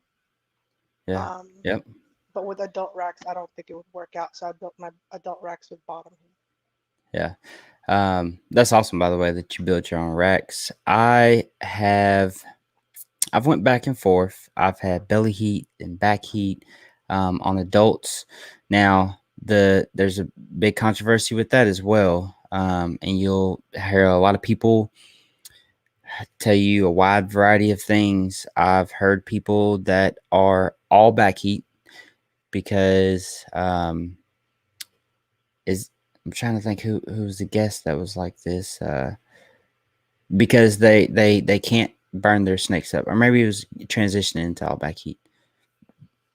Well, Heck, there's it might have also been. the whole, I think it was Brian. There's Let's also say the it might have been whole, Brian. I think also it does a little bit have to do with the whole digestion thing too. I think Yeah, adults need that heat on the belly belly. for better Hmm. digestion. So that is another reason for me. But um, I've never had a problem with like my smaller snakes with the back heat. So Yeah, I use it just because I've never had a problem. But with adults, I wouldn't do the back heat. I would yeah, definitely do bottom heat just because I think because they're bigger, it's probably better for their digestion to have bottom yeah, heat. yeah. I run back heat on my hatchlings right now, and I've got for my adults and sub adults, I've got ARS and uh, I don't know what's the reptile basic racks, the VE6s. Hmm. You know what I'm talking about? Yeah. And they're all belly heat. But I did at one point have all my adults on back heat, and then at one point wanted to go complete ambient. But I'm so scared of respiratory infections and fighting respiratory infections with 70, 80 snakes, and you know who knows what I have to go through with that. I don't. Have you ever dealt with a respiratory infection? No, I have not. That's the one thing Good. that I haven't. Yeah. Mites and all that I have. No Yeah. respiratory Yeah. problems. Yeah. I feel like you keep a snake more, you if you're in the reptile community and keeping more than, two or three snakes for 4 or 5 months, you're gonna run into to mites somehow, some way, whether it be a reptile show, Coco you picked Yeah. up, or The reptile show. Picked it up last year. was it in Coco, or was it on the snake? Um, it was on the snake. Yeah. Okay. And So and the only thing I could think of was the reptile show. I just went to the weekend prior, so or a yeah. couple weekends prior. So do you quarantine, Yeah, I like, do. Hmm. yeah, Yeah, I what's have a your whole quarantine rack. what's your quarantine process? 60 days in a different 60 days? room. But I mean, like I've kind of heard other people like talking about how like it really doesn't matter if you're like in a whole like if it's in the same house, like it's not gonna it's not gonna matter. Like have you heard that before? Not in the same house. I've heard if you have the rack in the same room. I've heard people actually say that it's completely useless to quarantine if it's in the same house because regardless, like even across the house, you could still your snakes can still transfer things from across the house, whether it be diseases or mites or whatever. I I mean, still do it just because I, I'm so used to doing it, but I've actually yeah, heard from people that it doesn't even matter. yeah. I could see how that could be true, and I mean, I'm no definitely no scientist, and I Hmm. haven't experienced a disease or respiratory and I haven't experienced infections. anything, yeah, to Hmm. say that how it can travel. Um, I've heard people say that respiratory infections do not travel from tub to tub, or that it's not contagious. Um, and I've heard people say that it's highly contagious, and even if you had a snake on one end of the room that had respiratory infection, so another one on the other end of the room that can get it. Um, I don't know, but like I said, I can see how that's possible. I quarantine upstairs in a different room, um, and I hate to say it, but it varies from time to time. Sometimes it's a minimum 30 days, and sometimes it may go a little bit past 60 days. But Yeah, I sadly, it try kind of if I'm in a hurry. Yeah. you're good. Go ahead. No, my daughter was asking. I've done 30. It probably wasn't for the best because it was more, I was in a hurry to get, I think, a girl or a boy breeding. But in Yeah, general, I try to keep to 60. yeah. It's unfortunate the amount of people who bring snakes to shows with mites or respiratory infection just to make a quick buck. Hmm. I actually vended a show, and one of my friends that came to the show, and he bought a snake and brought it up to my table, and I was like, man, as soon as you get home, I don't want to freak you out, but as soon as you get home, this is what you do. You know, took him through the Hmm. whole process. I use Invectamin. What do you use as far as mite preventative or treatment? Pam, Prevenamite. I was like, Pam, like the spray Pam. No, not the kitchen stuff. I know that's what people Oh think. man, Yeah, uh, Prevenamite. And what I preventative. actually I guess. do, I kind of do a preventative once a year. Yeah. I do Pam on their tubs, and then I use Gerasimite on the snakes themselves because I believe Gerasimite is like purely it's like all organic or something like that. And I've Okay. actually never had any problems, never heard of any problems with Gerasimite, but I just don't think Gerasimite is strong enough for like the whole tub area. Yeah. So I do that one as I spray it on a paper towel and then I wipe the snake down. And then Okay. with the Pam, I'll do their tub. So like once a year, I'll just do that treatment like on every snake. Mm. Lost you sound.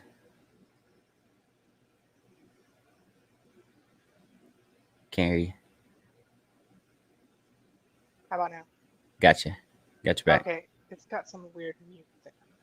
New It's earbuds. all good. Um, but So yeah, you're I mean, I try to do it once a year just to make sure I don't get it. I've only had this go round from breeding again. I've had mites once, yeah. so I that was have not fun. been I've been extremely lucky to not have an outbreak in my shop because sometimes I am a little bit too lenient on how many and who I bring into my reptile shop. I'm just like such a people person and love meeting new people and showing them how I have things set up, especially if they're like sending me pictures of what they have and they just can't get what I'm trying to tell them in text or through a phone call, whatever the case may be. And so I'm like a hands-on learner, so I'm also I like to teach you hands-on. And Yeah, it's I had a guy bring me a clutch of eggs that he needed me to incubate that was covered in mites, and I didn't get mites in here. But I'm also super anal about spraying my floors down with ivermectin after I have someone questionable. Really, anybody other than people that I trust. And there's only a handful of people that I know without a shadow of a doubt aren't going to look at one of their snakes and see a mite and be like, it'd be all right, you know because there's a lot of people that are like, I mean, they'll have mites in the wild, or whatever the case may be. But there's a lot of people who freak out about that. And, I hmm don't want to sell a snake with a mites, so it is what it is. Yes, that was it, Gary.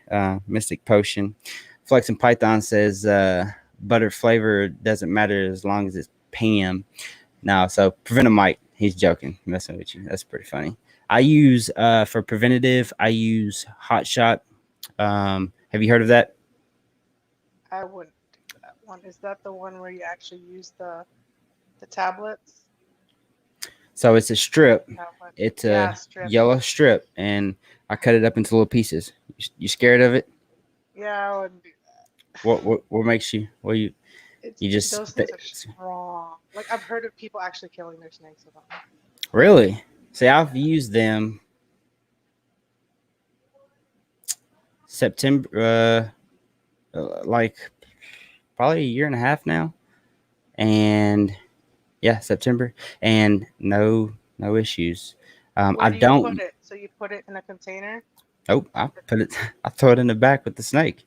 They Are you lay right on serious? top of I've it. heard of people Seriously, killing their snakes I with that. swear.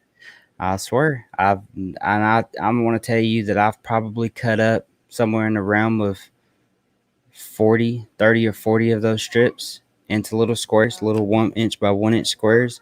And what I do is every 3 to 4 months, um, I'll cut them up and I'll change out the square in the tub. And I try to do it when I do fresh bedding changes. If it's been like a month with that one, I'll move it to the new bedding. But if it's been like 2 or 3 months, then I'll cut up a new one. But I've had no issues. Really? I've heard people that, excuse me, put them underneath the water cup and Hmm. just in case. Um, but I mean, I've literally have never had any issues. Now I don't use them with hatchlings. I only use them with the adults. But on the hatchlings, I'll put the little squares on the shelves and stuff, like Hmm. sometimes like at the bottom and stuff, just in case one ran real fast or whatever. But I've never had Yeah. any issues with it. Knock on wood. Yeah, Um, knock on wood. Good luck with that. yeah, and I uh, just because of the horror stories I've heard. So not from experience or anything. Just I've heard horror yeah, stories. yeah. I try to take some of the stuff that is like a definite no brainer, or you can see everything cut and dry on what happened. Then I can understand that, but you never know what they actually did in that situation. Like, um,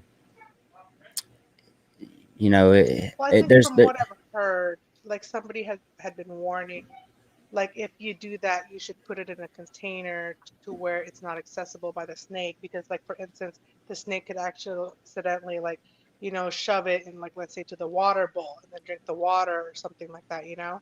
So like stuff like that may yeah. cause problems.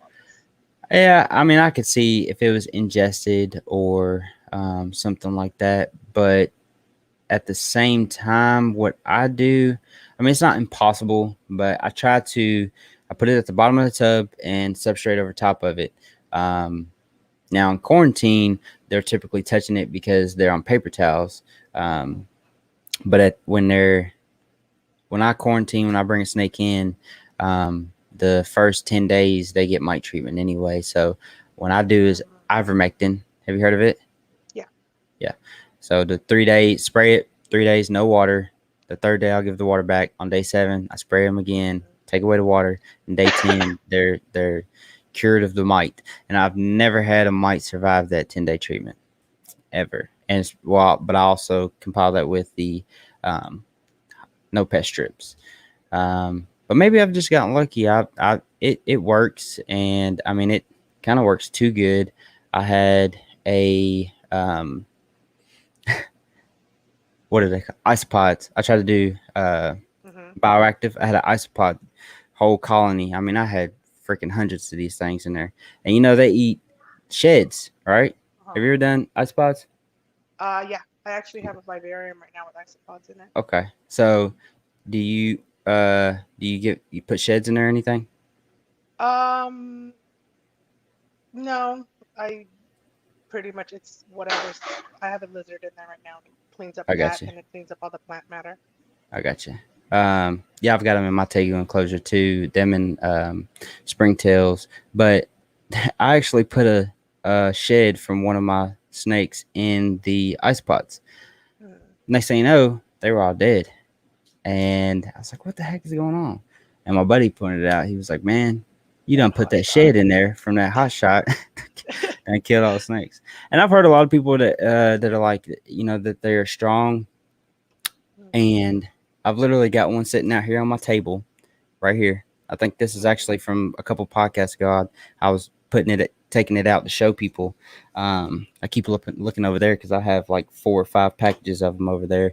But I'll just cut it down the center and then cut it in little bitty chunks anyway. Okay. Um, I'll have it sitting right here, 2 feet away from it. I have a dubia roach colony. I have, I don't know, 1,500 to 1,000 mealworms.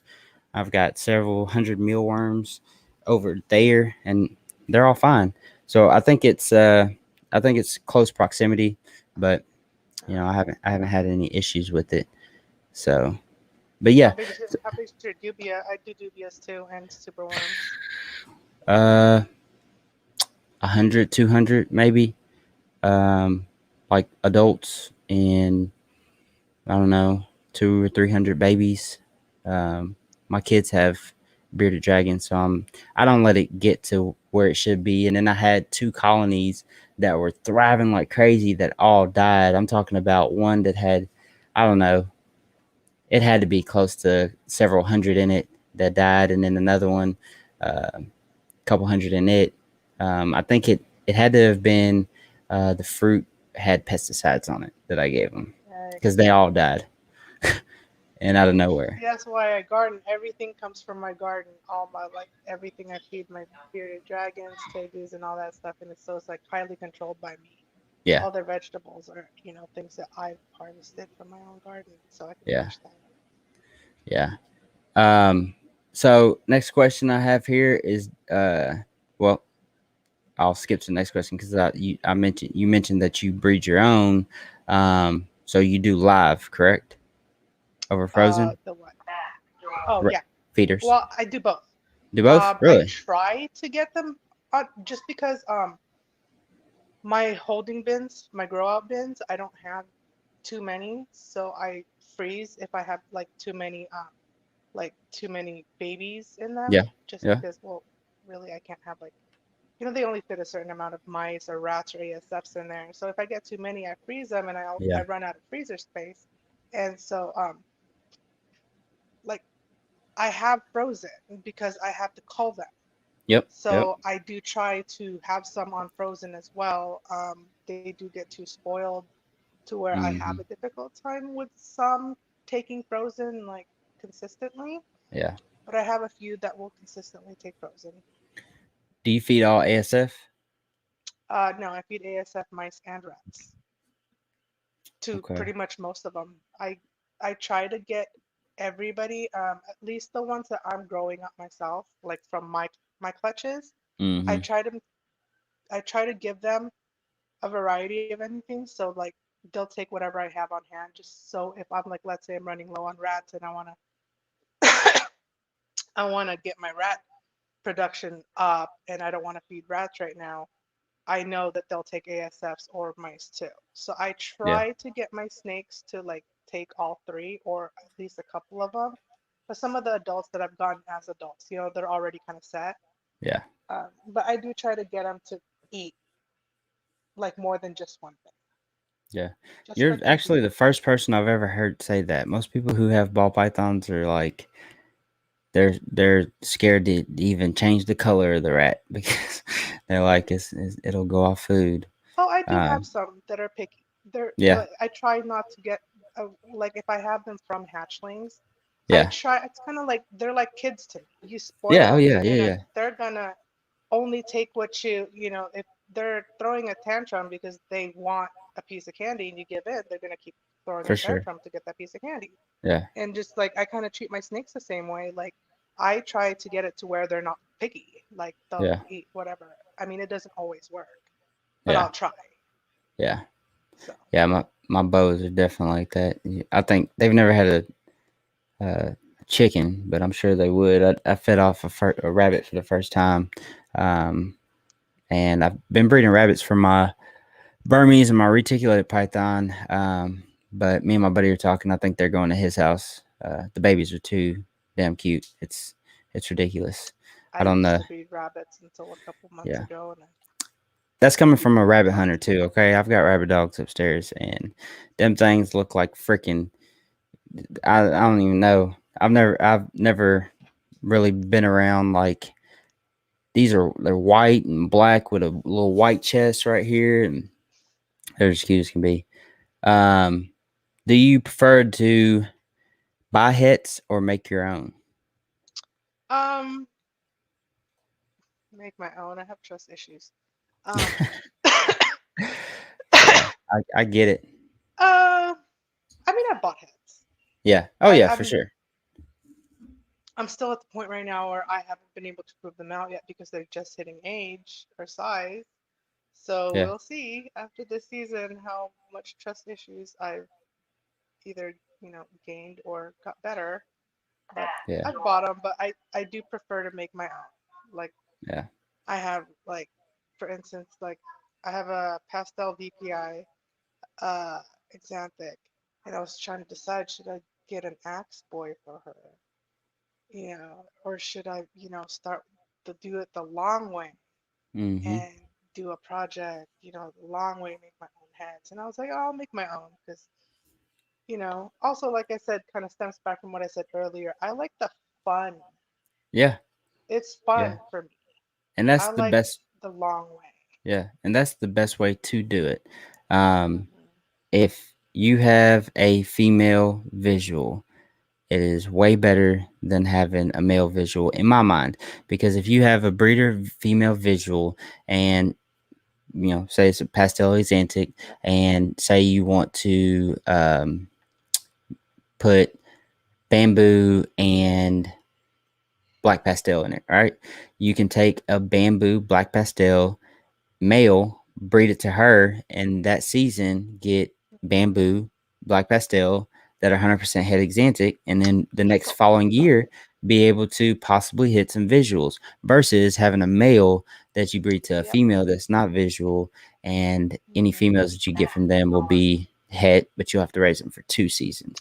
And that's Yep. why a lot of people don't understand why um, a female visual is so much more than a male visual, or like a male codom. Like, um,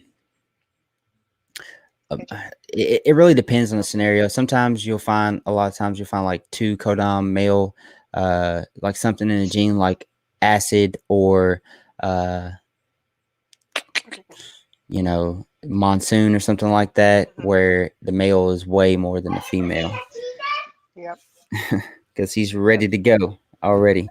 All right. So paper or cocoa? Cocoa. God, I All the hate way? paper. No, not even for Yes. hatchlings? I use paper towels for hatchlings, but only because those Yeah. half strips of paper towel fit exactly in a 6-quart rack or 6-quart tub. Man, who you telling? Like, I keep the Yep. roll right here, but I Oh love no, it. I take two of was them and there fold them over two by two, and pew, they fit yeah, perfectly. I will take a whole I'll take a whole pack of those things and I'll tear them up. I got like stacks over there on top of my hatchling rack, so I just Yeah, gotta grab them. Yep. that's a good idea. But I no, ain't. they're I bought a I little actually paper towel roller from my cart right here. I have on the side.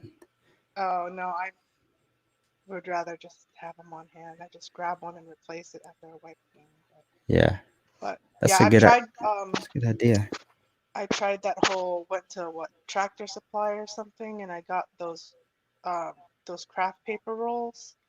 Yeah, I tried those for a while. I was like, oh no. I currently have two of them sitting over yonder that way that I was gonna do my big snakes in. Um, I just can't keep up with. I mean, they don't poop a lot, but I mean, the times that they pee, it's always the most inconvenient times ever. And I and It's I'm not and I'm just like, that, it smells like a oh yeah, mother.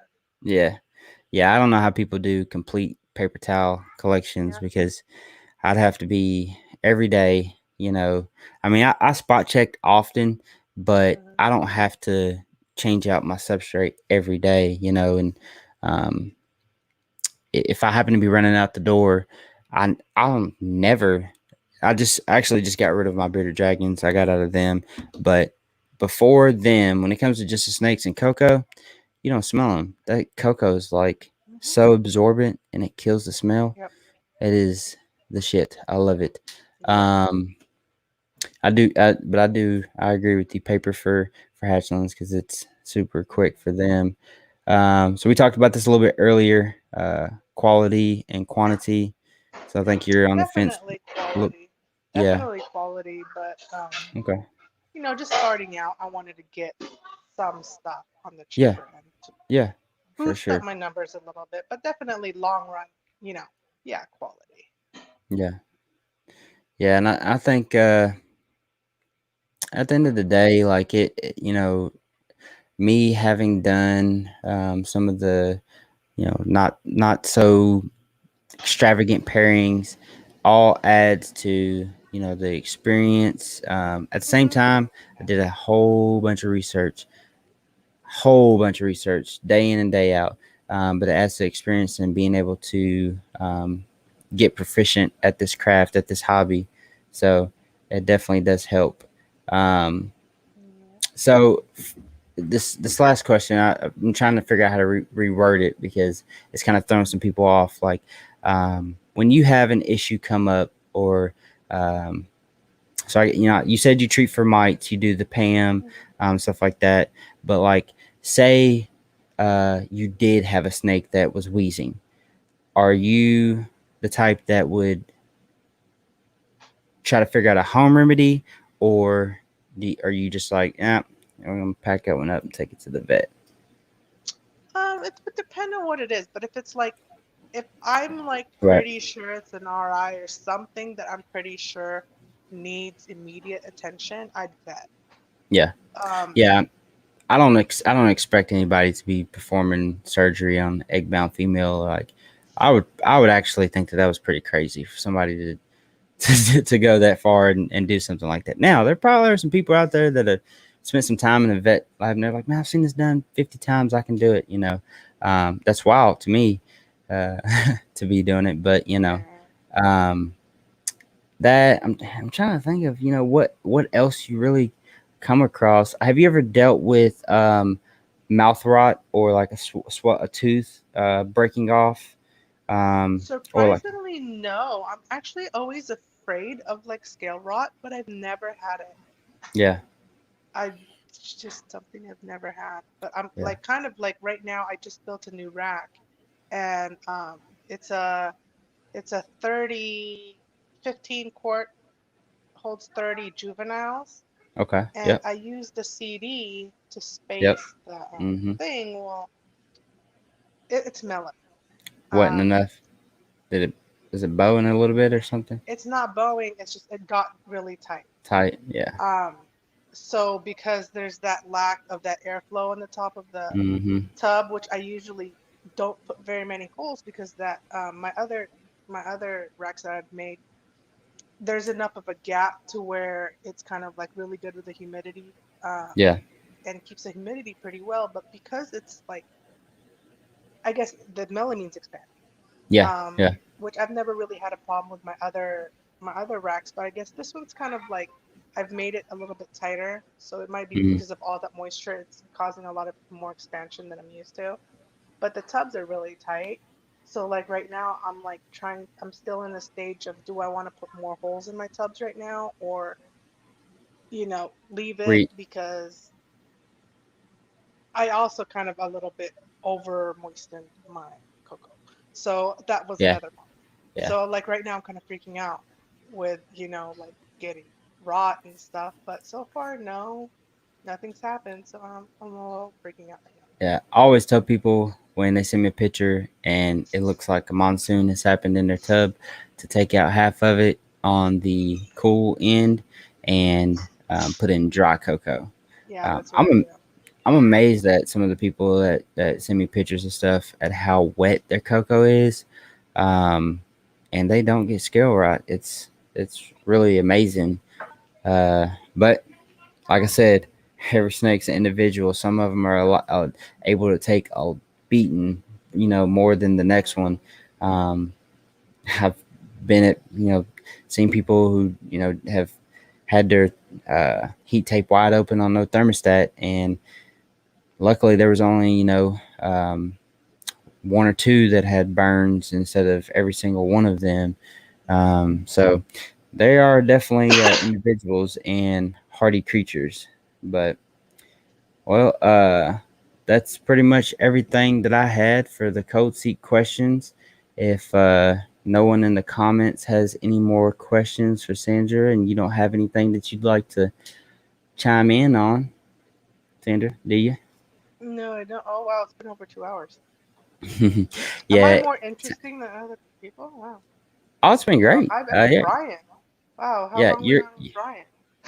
I think like an hour and some change. My Oh, okay. longest has I just been like to like, change up.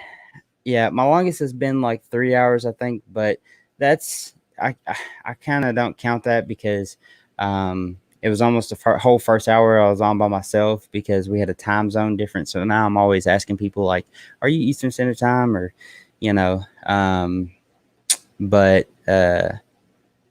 yeah, I mean, first woman that I've had on the show, and well, Steven and his wife, I had them on from Bourbon Ball Pythons, but the first one woman show running the show and calling the shots, bringing home the snakes and uh, raising the rodents that I've had on here, and um, I Yeah, I think I'm a definitely rodent breeder more than I am. The you rodents are enjoy more that. work than the snakes. I Oh, mean, oh, yeah. I get what you're saying there. Yeah, for yeah. sure. Well, I also I mean, it pays for itself because I also sell locally. I have a few regulars that buy my extras, so I mean, Yeah. It's but always good when you can breed rats for free because then you're feeding your yep. snakes for free. Hmm. And, that takes the overhead down and it makes it a lot more easier to say, okay, I can Yep. go more than 50 now, or I can go more than this many. That's what Um, I'm doing right now. I'm like, it, how many can I support with this right. many dogs? Yeah. At least the responsible people do. I know some people who they'll say, yeah, I'll buy this collection of 50 more snakes. Think about all the money I can make off of it. And they can't even feed It's their like, oh rats. shit, I gotta feed them. Yeah. Shoot. They can't even feed their rats to feed the snakes because then the rats is dying. Um, I have, it's been hot. I've had issues with trying to keep the temperatures down out in my garage my detached garage is where I breed my rodents. And I've actually got a room that I cool with AC unit, but I've got a bigger rack outside that room too. My maternity rack's inside there, but it's it sucks sometimes. Do you have a building or you do it inside? I my I kind of have a weird setup. I'm going to switch it eventually. Once I get like my ARS racks ordered and stuff. But right now, I have an open floor plan house. Okay. Um, so my snake room is actually what would technically be considered your formal dining room. So it's like Okay. smack dab in the middle of my house, and I have it kind of just like separated off by I bought one of those bamboo divider things just to Okay. kind of Yeah. Yeah. divide it, but unfortunately, it's actually not temp controlled. It is actually the same temp as the rest of my house, which I do have to keep a little warmer just because of the snakes, but not too warm to where we're dying. We already live in Arizona. Yeah. So I keep I my got you. house at I think 70, 74, 76 is what I keep my house. I So got you. See, I but try you and all, keep it comfortable for everybody, the snakes and the people. yeah, you all have a lower humidity typically outside of the monsoon season. Hmm. Uh, so 74, 75 is not as bad as 74, 75 inside for us is. What is your normal humidity in the 30s, 40s, low 40s, high 30s? Lower? Wow. 20s? Like 20s. Wow. Tens Okay. sometimes. Yeah, I So mean, that's how you can be outside in 100-degree weather and not absolutely die. I'm weird. I like humidity, so I'm from the tropics, though. I'm Filipino, Yeah. so I'm Yeah. from where it's humid. Yeah. I don't mind hot and humidity as long as there's movement. Like, I've been dying in here ever since I turned off them fans. I've been like, "Phew," you know, it's not super humid in here. I control the humidity in my tubs. A lot of people are like, "Oh, my room. How do I get my room humidity? Room humidity."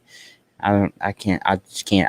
I'm in my attached garage, and as much as I've tried to seal it, other than painting everything with sealer, I cannot seem to control the room humidity, even with the humidifier. I can spray the floors because they're concrete, but all it does is spike the humidity for 2 hours, and then once it dries, it's going to go back down. If you want to control the humidity and you can't control it in your room, just use cocoa. Use Yep, cocoa. that's what I do. Just every other day, I pour out some of their water bowl, mix it around, refill their water 113 bowls. here in Vegas, so not 100. That you can have the 113, 100 degrees. It was like 96, 95 in the lower 90s last week, and I was ready to die. I did. I had several breeder rats die, and that sucks. Yep.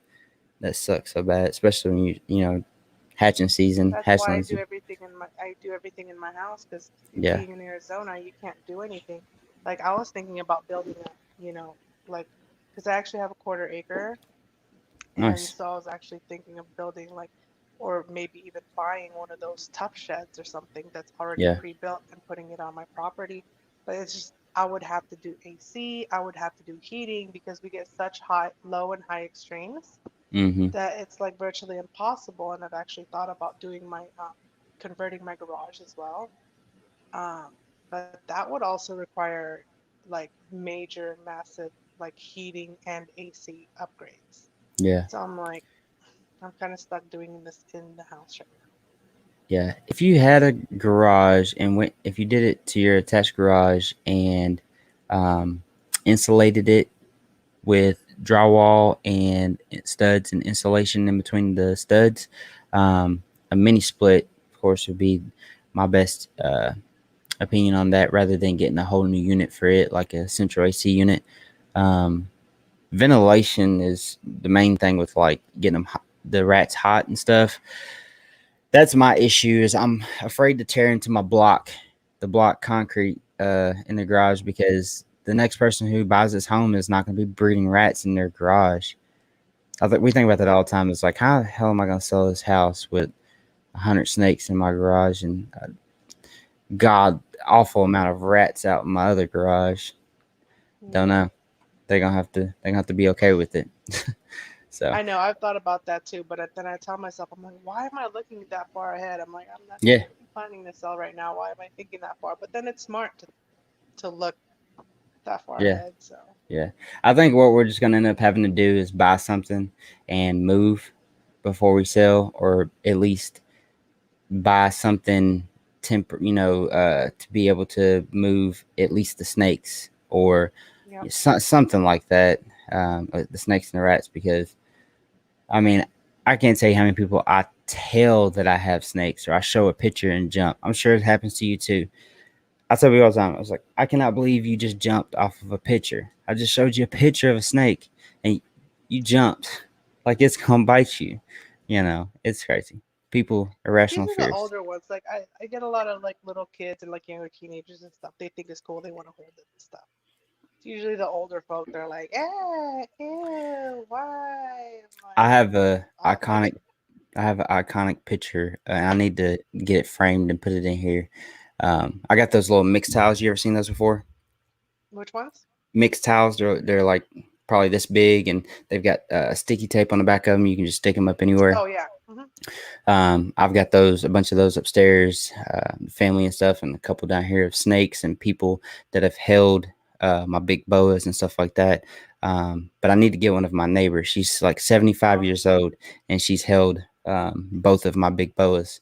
And I mean, oh, smiling. that's cool. No, And now she's that I not think about it, I get those ads on Instagram all the time. on Instagram. What ads? The ads for those tiles, those Oh, the you're mixed talking about tiles. the Yes, pictures. yes, Yeah, I'm like, yes. I'm always getting those Yeah. ads. I thought you were talking about old ladies holding big snakes, and I was like, what Yeah, ads are you nah, talking not those. yeah, that's how I found them. I actually got my wife a bunch for her birthday of the baby. I got a 1 year old. How Him is the and quality on them?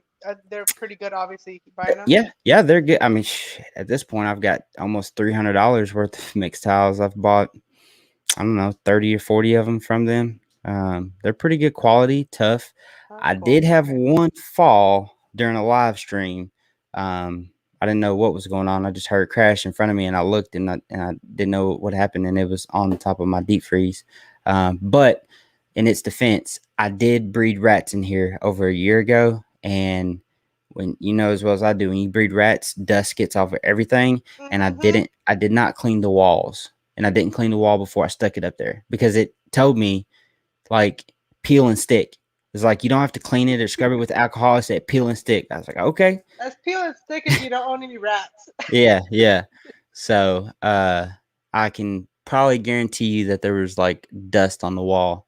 But that was another thing is I had people tell me I was crazy for breeding rats in the snake room because I was driving them crazy and I was doomed for bad things to happen. I did get bit like that one time. I had brought a female out of quarantine. As soon as she came through the snake room, she smelled the rats and she turned into the devil. And she ain't been Oh right ever wow. since. My buddy has her. He says she's still like that. She's Yeah. crazy. So it is what I it get is. asked that a lot as if I have problems because my snake room and my rat room is in the same room. Yeah. So I get asked that a lot if I have any feeding problems. I'm like, no. Besides that, Um, I never did. I never did. And I didn't have any issues with smell either until I got roughly in the 200 range rats, and then it was nothing I could do. I mean, I could make it to day 6, and then my wife would be like, "Hey, did you miss cleaning day?" And I'm like, "No, it's day 6." And that's when I I started clean thinking, every 10 days and I can't smell anything. I have really, an air D- purifier in the room. I yeah, do the pine pellets. PDs. Do you ever heard of PDZ? I do PDZ for my ducks, actually. I have Yeah, ducks. I have a little farm in the back, yeah, but I use PDZ for my ducks. I don't use it in this room because it's not necessary. I don't smell anything at all. Like yeah, the only reason I clean tubs is there's too much poop in there. yeah, Like it has nothing to do with smell. I'm just tired of looking at the dirtiness of the tub itself. But otherwise, they don't smell. I think the air purifier helps a lot. yeah. Yeah, I ran an air purifier in here with a extra carbon filter on, and pushed up against it to where when it sucked, it was constantly running. Shoot, I freaking oil, burners, and everything else, but it got to be too much. But I also run my ambient temp in here at 80 degrees, Oh, so I'm sure that has to little bit of play on it because I notice that when it's hot outside, like during the winter, even day 7 or day 8, don't smell the rats from what I use pine pellets and PDZ and pine shavings. But here in the summer, day 5, day 6, I'm like, oh, yeah, it's rough. it also So helps too that I have an open floor, the open floor plan. yeah, Um, it's not in an enclosed room. Like yeah, nothing besides the bedrooms. Only the bedrooms are enclosed. Kitchen, everything, it's all open. So like my whole downstairs is completely, there's no walls. yep, So it does help that I have such a huge open area because all the airflow really helps. yeah. So, Do you use the concrete tubs? oh Know what yeah. I'm talking about? Hmm. Okay, from like Home Depot, Lowe's, stuff like that. Okay, yeah, that's typically what most people use. Right now, I'm in the process of making. I haven't completely got it down. Me and my partner Gary, if we're gonna do 5 or or 4, 5 tub sets or 3 5 tub sets. But we got some tubs from Freedom Breeder, the 70 series, and we're using those because we have 50, well these are 55s, but we have over here 50 series tubs like these um, on another rack, and we have never had any issues with chew outs in it, and they are so much easier to clean. So we ordered those, and they got them to us in like less than 6 days, 7 days, or something like that, which was crazy. Were you getting And chew outs with the yeah, cement? Yep. As I Yep. hear that from other people, I must have really good stock of rats and let me see, my rats. Yeah, all the big tubs are rats, and I've never had a chew out, and I've had these colonies. I do need to bring new stock in, but I started breeding these rats in March of 2020. Yeah. So I haven't had one chew out, not even a little Mhm. nibble. So must be Yeah. the rat stock. Do you give them something to chew on? I used to. I used to have my husband cut blocks of wood, Yeah. and I would always have wood in their um, tubs. But I'm not gonna lie, I never always put them in there. Yeah. Yeah. Like I right used now, to. I probably don't have any in there right Yeah. I used to have my wife save up all the toilet paper rolls, all the paper towel rolls throughout the house. And when I tell you, I still do. I've got like 3 trash bags full of now. I those do paper that. towel rolls and toilet I paper do that rolls. for the mice.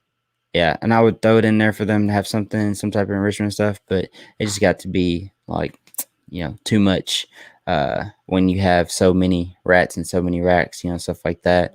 Mhm. But what I've noticed, and other people say this too, is once you have a curious rat that learns how to chew, and it'll teach that whole tub how to chew. I And call the whole tub. yeah, you can move them around, but if they get the space to put their teeth on top of that edge, then they'll chew it. And that's what I've noticed about the Freedom Breeder tubs and the ARS tubs is the lip is flat.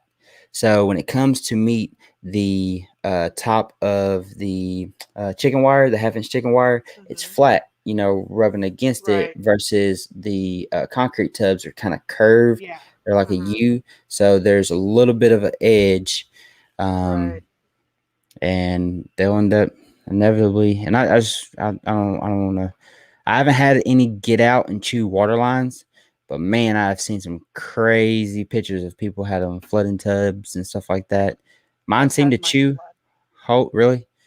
They'll chew holes and stay in the tub.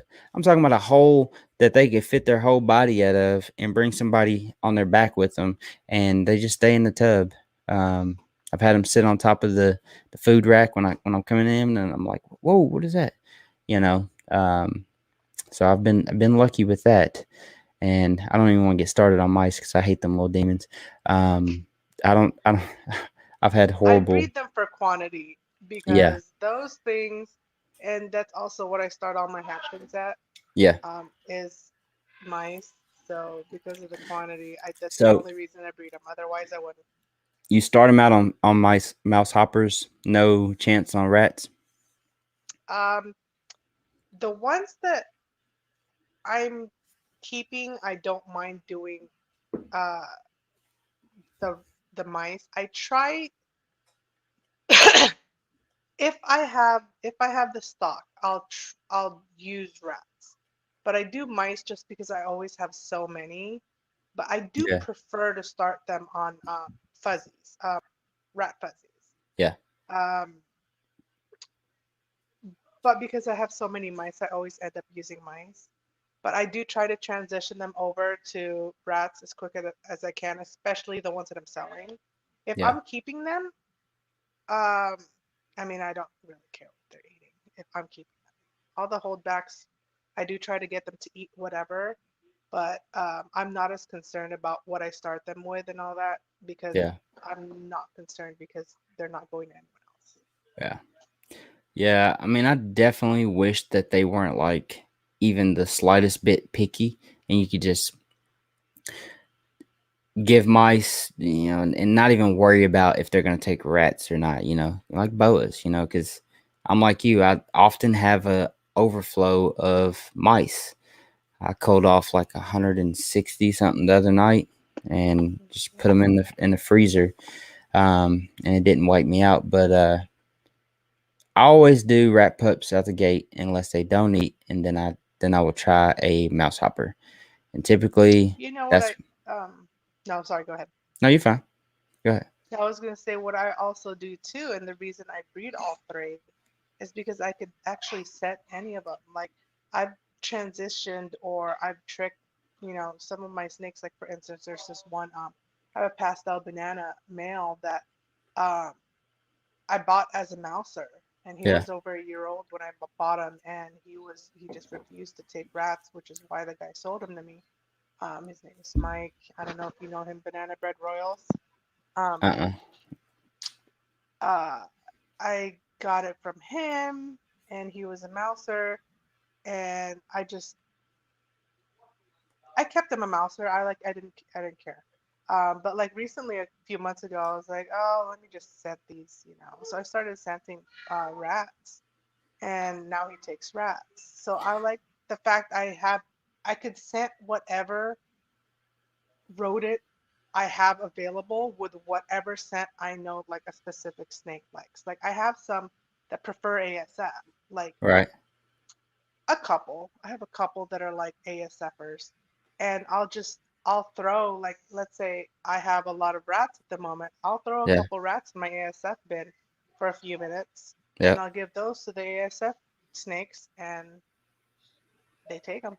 Yep. So, Yep. That's a trick that I tell people often, when they say that people come in there like, yeah, I need some mice. I'm like, okay, and they start talking and they're like, hey, I like that snake you posted. Blah, blah, blah. That looks like mine. And I'm like, you have a ball python? And they're like, yeah, and I start telling them, I was like, well, have you ever offered rats and, uh, the reasons why feeding rats over mice at the size that they are, not being a hatchling, being a subadult, this and that, um, and them saying that, well, that's all they have ever had, and transition them by taking a rat and putting it in some dirty mouse bedding that I give them, and they got to come on cleaning day so I can get it real dirty for them and give it to them, and that'll work every time. I've actually got a pastel inchy jungle woman yellow belly female that I got in, and she's a mouser, and she's been giving me the hardest time that I've ever had out of one. I think I was just being too cocky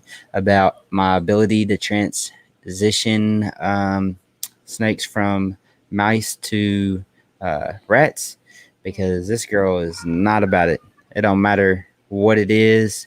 I've been through that. I'm like, oh, I could transition any Yeah, snake, and then I get like these yeah. one or two snakes that I just want talked to way too fuse. much junk. I told her, Yep. I said, I like a challenge. I'll get him. I'll get him. Mhm. I had a snake, guys like, man, I can't get this snake to eat it all. 5 days after being with me, boom, eat. That's So actually people used to like surrender their snakes to me because, like I said, I've done this as a hobby, not just for like business. yeah, Before, people would like, surrender their snakes to me. I wouldn't call myself a rescue or anything, but yeah, I yeah, would help people out with their snakes, and people would tell me, my snakes won't eat. I'm just like, well, what are you doing?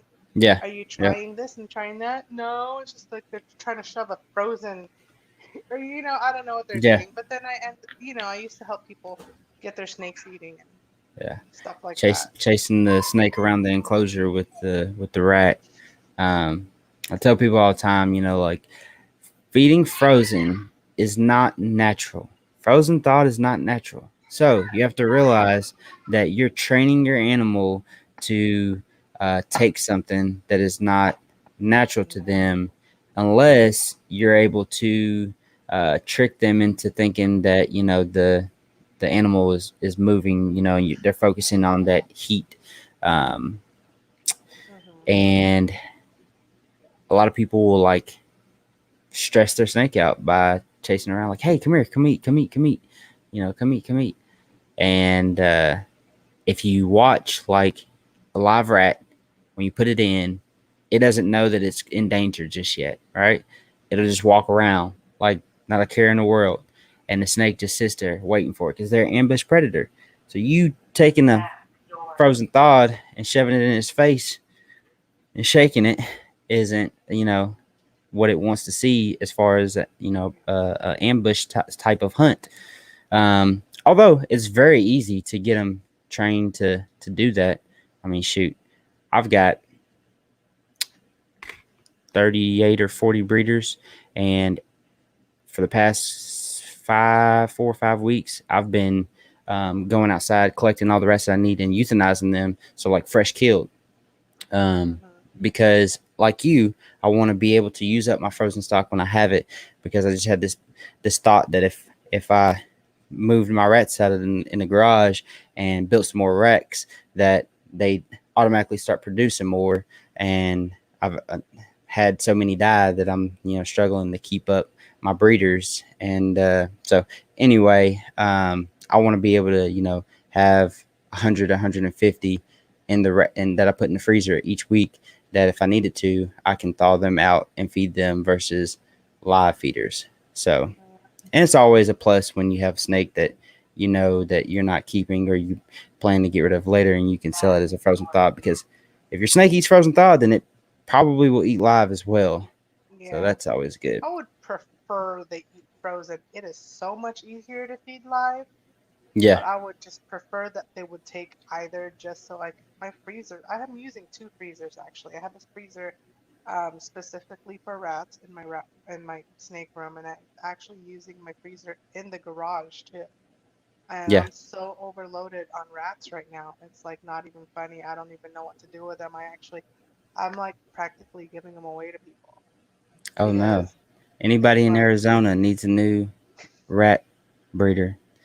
yeah. Sandra's got you. Well, I recently just got a new customer that kind of puts me at an even, like to where I'm not overfilling my freezers, but I'm Yeah. not going under either. So I think I have like the exact number of customers right now to where I'm good. How you packaging them? You just putting in Ziploc bags? Ziploc, like the freezer bags, the freezer ones, just so they're thicker. So you get to a point to where you're like, I don't know what I'm gonna do with these. Vacuum seal them. I'm telling you, Yeah. they will I'm last. gonna do They will that. Yeah. last a year, 2 years in a vacuum seal bag. Now, will I sell rats that I've vacuum sealed that have been vacuum sealed for a year? Probably not, because I don't want anybody to say you've been vacuum sealed for a year. But will I feed them to mine? Heck yeah, because I eat deer meat that's been vacuum sealed for 2 years, and I guarantee you there's nothing wrong with them. Now, with that Well, being said, most of my customers are live feeders. So really, yeah, occasionally I'll get asked for frozens, but yeah, I have one customer right now that picks up every Friday. I freeze for him, just specifically for him. yeah. But everyone else is live, so I don't have to worry about that. Do Those are you have just those? mine. Do you have those people who pull up and you're like, "Hey, how's it going?" And they're like, "Hey, how's it going?" They're walking down, and you're like, "You got a box?" And they're like, oh no, I don't. Yep, I actually had someone a couple of weeks ago. Like, do you have a box for me? I'm like, Yeah. yes, but can you bring At, it back next time? yeah. At one point, I was charging $1 for keeping boxes and stuff like that. Because who wants to just store boxes for you to come and buy your rats, right? Nobody wants to Right. do that. But Yeah, like I tell new people that, most people that, go buy feeders, yeah. they make a box with the chicken wire. Mm-hmm. It's your rodent pickup box. Yeah. Yeah. I thought about y'all have Kroger. Do we have what? Kroger. Culver? You probably don't know what I'm talking about, but it's a grocery store. It's called Kroger, like Oh, K Kroger. Roger. Yeah. Yeah, Okay. I know what you're Cool. talking about. We don't All have right. them here, but I know what you're talking about. Okay. Okay. They have like these really thick paper bags, and my wife does the Kroger pickup where she'll go and she'll shop online or whatever. They'll fill the car up, and she don't even have to get out, and she can Hmm. bring them home, and then she don't have to unload them because she'll holler at her husband and sons, and they'll unload the car for her, right? Yeah, just But bring I them over here. hey, the good life, right? So I was thinking one day I was like, I ought to save those, and when people don't have a box, send them in those, and then motivate them to bring a box because they're gonna freak out the whole time. Like, is this rat gonna chew out?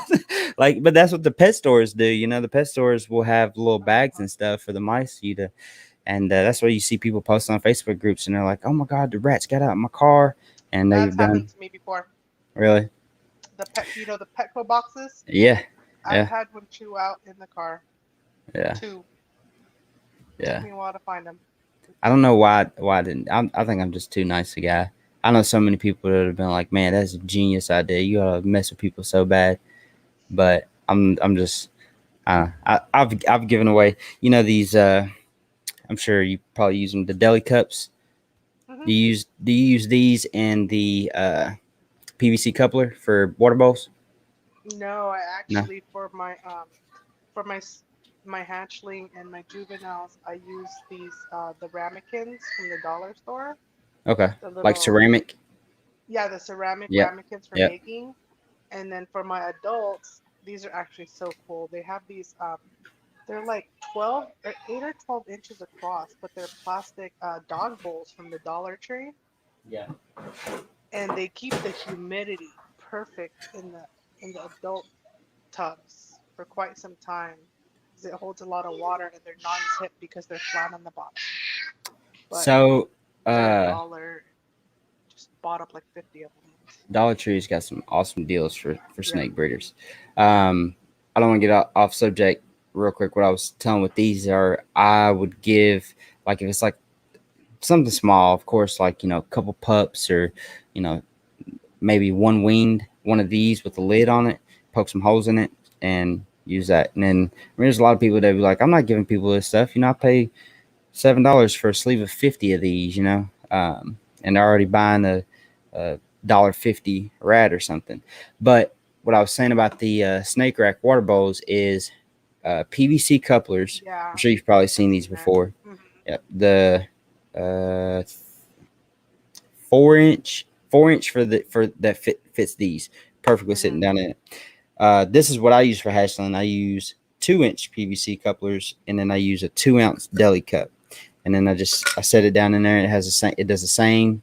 I'm going the wrong way. It does the same thing, but one thing I noticed is that 3 days max, and the water is dried up.